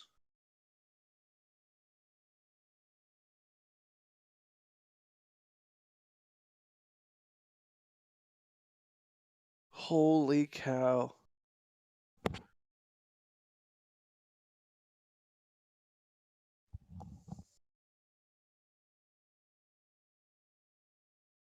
Insertion on the orbit that we intended, so all of that is good. We did, however, have an observation on SRB number 1, and so we will be off looking into that after the mission is complete. Other than that, the flight was nominal. And you know, that's the great thing about these certification flights is it allows us to get more information as we get into our regular launch cadence, but you know, just a testament to Centaur and Booster on how beautiful that launch was so far. It was a gorgeous liftoff, absolutely. Great. So as we continue on with this launch, after the launch, we'll go through, look at the data and just make sure that we're certified for, you know, national security space missions. Why don't you tell us a little bit about what that certification means for ULA and the launch industry as a whole? Yeah, certainly. Well, for ULA, we designed this rocket for the National Security Mission Space. In completing the second certification flight successfully allows us to begin those missions that are urgent and important to the country.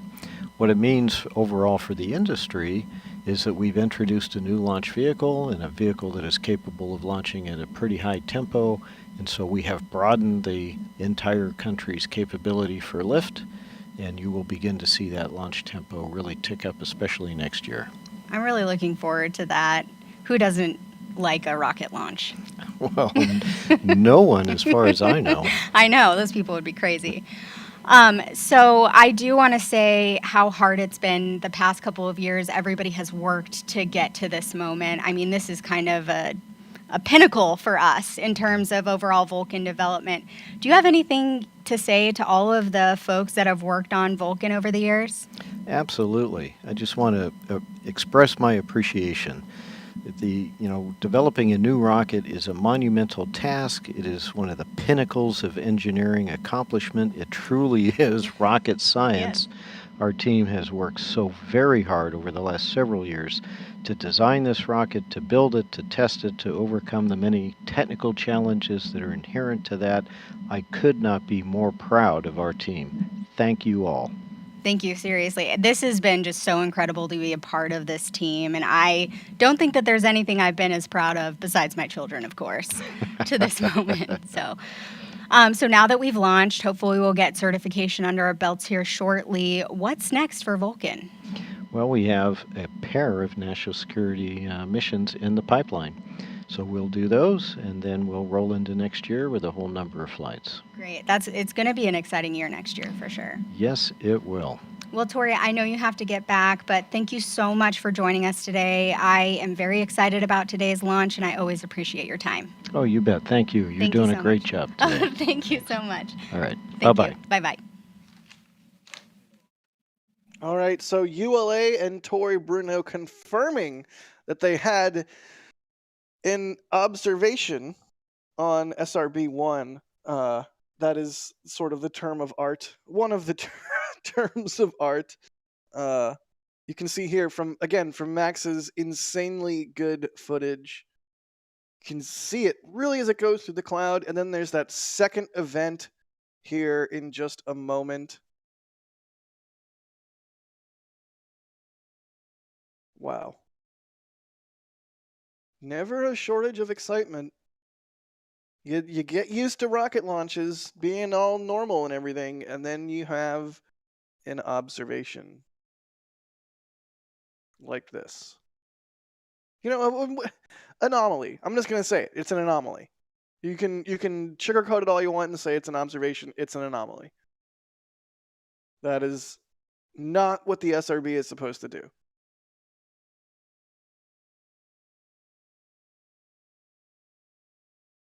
Watch it go pop, and then watch the entire vehicle at like the attitude changes, and you can even see the BE-4 is gimbaling to compensate. That's wild.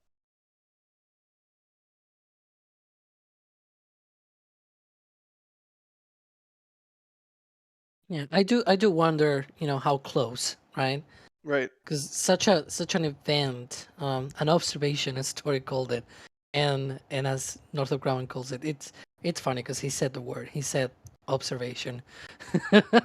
But yeah, like that's certainly not a small kaboomy, to say. Yeah, thanks for using technical terms, Alex. Let's see. We're going very slow to that moment. Yep. So we can see it in detail. See everything that we can here. But yeah, right before the rocket goes through that cloud, you can see that sort of almost like a pop or a puff right where the nozzle meets the there you casing. go. And then here, yep, there you go. That is the same moment that we saw in D's footage of the nozzle flying off. Can we go back? Can we go back? Oh, you can even see the nozzle. I can see the nozzle falling away there too.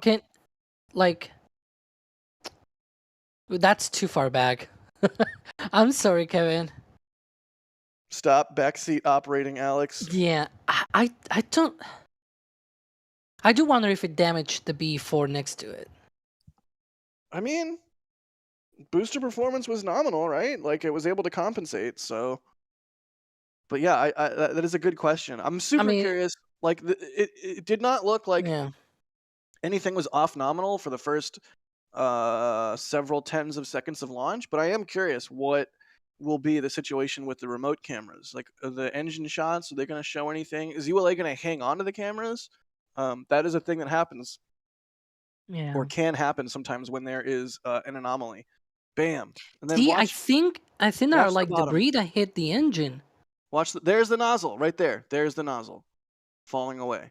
Wow. That is exceptional. Brady, you can't be posting stuff like that in the back channel. I'm gonna lose Oh my lordy. Wow. Oh man.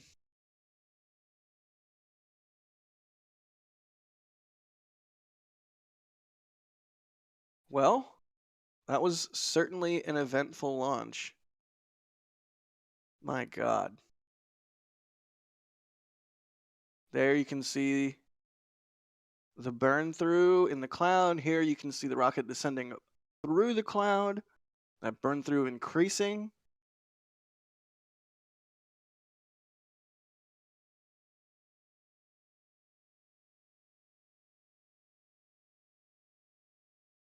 And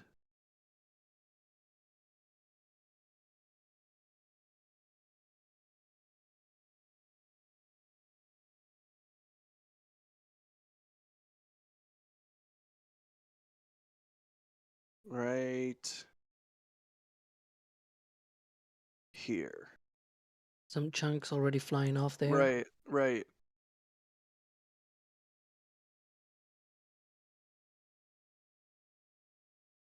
Huh. I really would love to have this footage of my own, and just go frame by frame. Well, I know Max is working on getting it edited. This is just a quick turnaround replay, so. Yeah. Oh, Kevin's saying it's on the drive, so frame by frame away, Alex. Woo! What a launch! Let's see.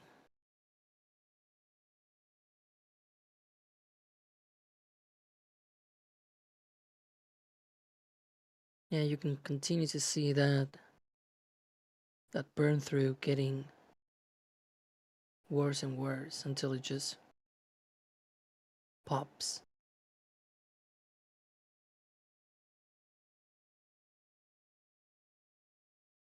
Boom. Wow. And then there goes the nozzle again.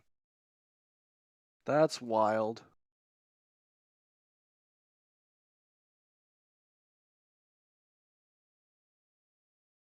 Huh. Alex, I'm wondering, I do sort of wonder if one of those BE4s did take a hit. Yeah. All right. Well, we'll see. That was a treat and an observation. Either way, that was ULA's CERT-2 mission with Vulcan. We have more imagery coming down the pipeline. Be sure to follow NSF on all the socials so you can get alerted whenever Max gets his replay up on X or whenever the remotes come in. Hopefully the remotes come in. We'll see how it goes. But, I mean, that's spaceflight. If it was easy, everyone would do it. Also, don't forget to watch Twist. That is going to be coming out a little bit later today. And if we learn anything and are able to jam it in there, hopefully that will work out. Yeah, this will be in there. I'm being yelled at in the back channel in all caps. It's a special twist with Vulcan analysis. So stay tuned to This Week in Spaceflight later on today. And also, of course, later today we also have the Flame Trench. So if you don't have notification turns on, maybe turn on notifications because, you know, then you'll get notified. Really quickly, I do want to thank Pop Peter. Thank you for the support. Pauline Brock, thank you for the support and the kind words. Anonymous, thanks for the store purchase. Cameron Wiltshire, thank you for the support. Rocket Gamer, thanks for becoming a Capcom member. Bob Fillmore, thank you for the support. And Western Warlords, thank you as well. Thank you to everybody who comes out and enables us to do what we do here at I almost said enables us to do what we do here at ULA. Enables us to do what we do here at NSF. We have so many cameras on these events. We have so many people working their tails off. Max out in the field, absolutely killing it with the track. Alex, thank you for being on commentary. It's been a pleasure and, you know, very eventful launch. Very observationful launch. Also, we had Sawyer on as well. D out in the field. You can see everybody's info popping up in the top right there. Also, we had Julia out in the field and Dr. WD-40 out in the field as well. And we had Kevin Michael Reed operating today's stream. It takes a team here at NSF. It's not just me or my voice that you're hearing. It's an entire insanely dedicated group of people. And your support means the world to us because we love doing this stuff. It's so fun. And yeah, I think with that, we will wrap things up. Oh, man. But again, stay tuned. There will be some analysis coming down the pipe on This Week in Spaceflight later today, and you better believe we're going to talk about this on the Flame Trench. But until then, I'm Jack Beyer, and we'll see you nerds, I guess, a little bit later today. See ya.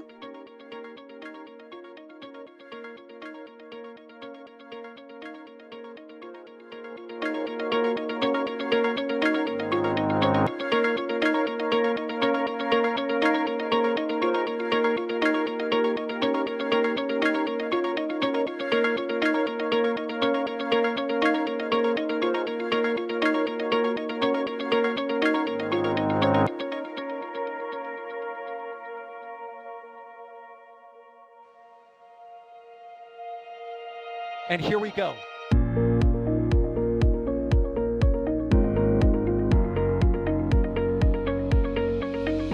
have liftoff.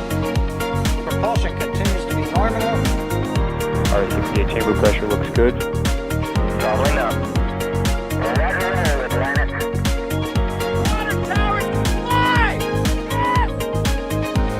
Tango down to nominal. Fighting downside SPs off. Bring in SPs off. It's orange! Oh my god! Oh my god! Decollage. Put that in the big bag, Eagle. 343 unfolds to go.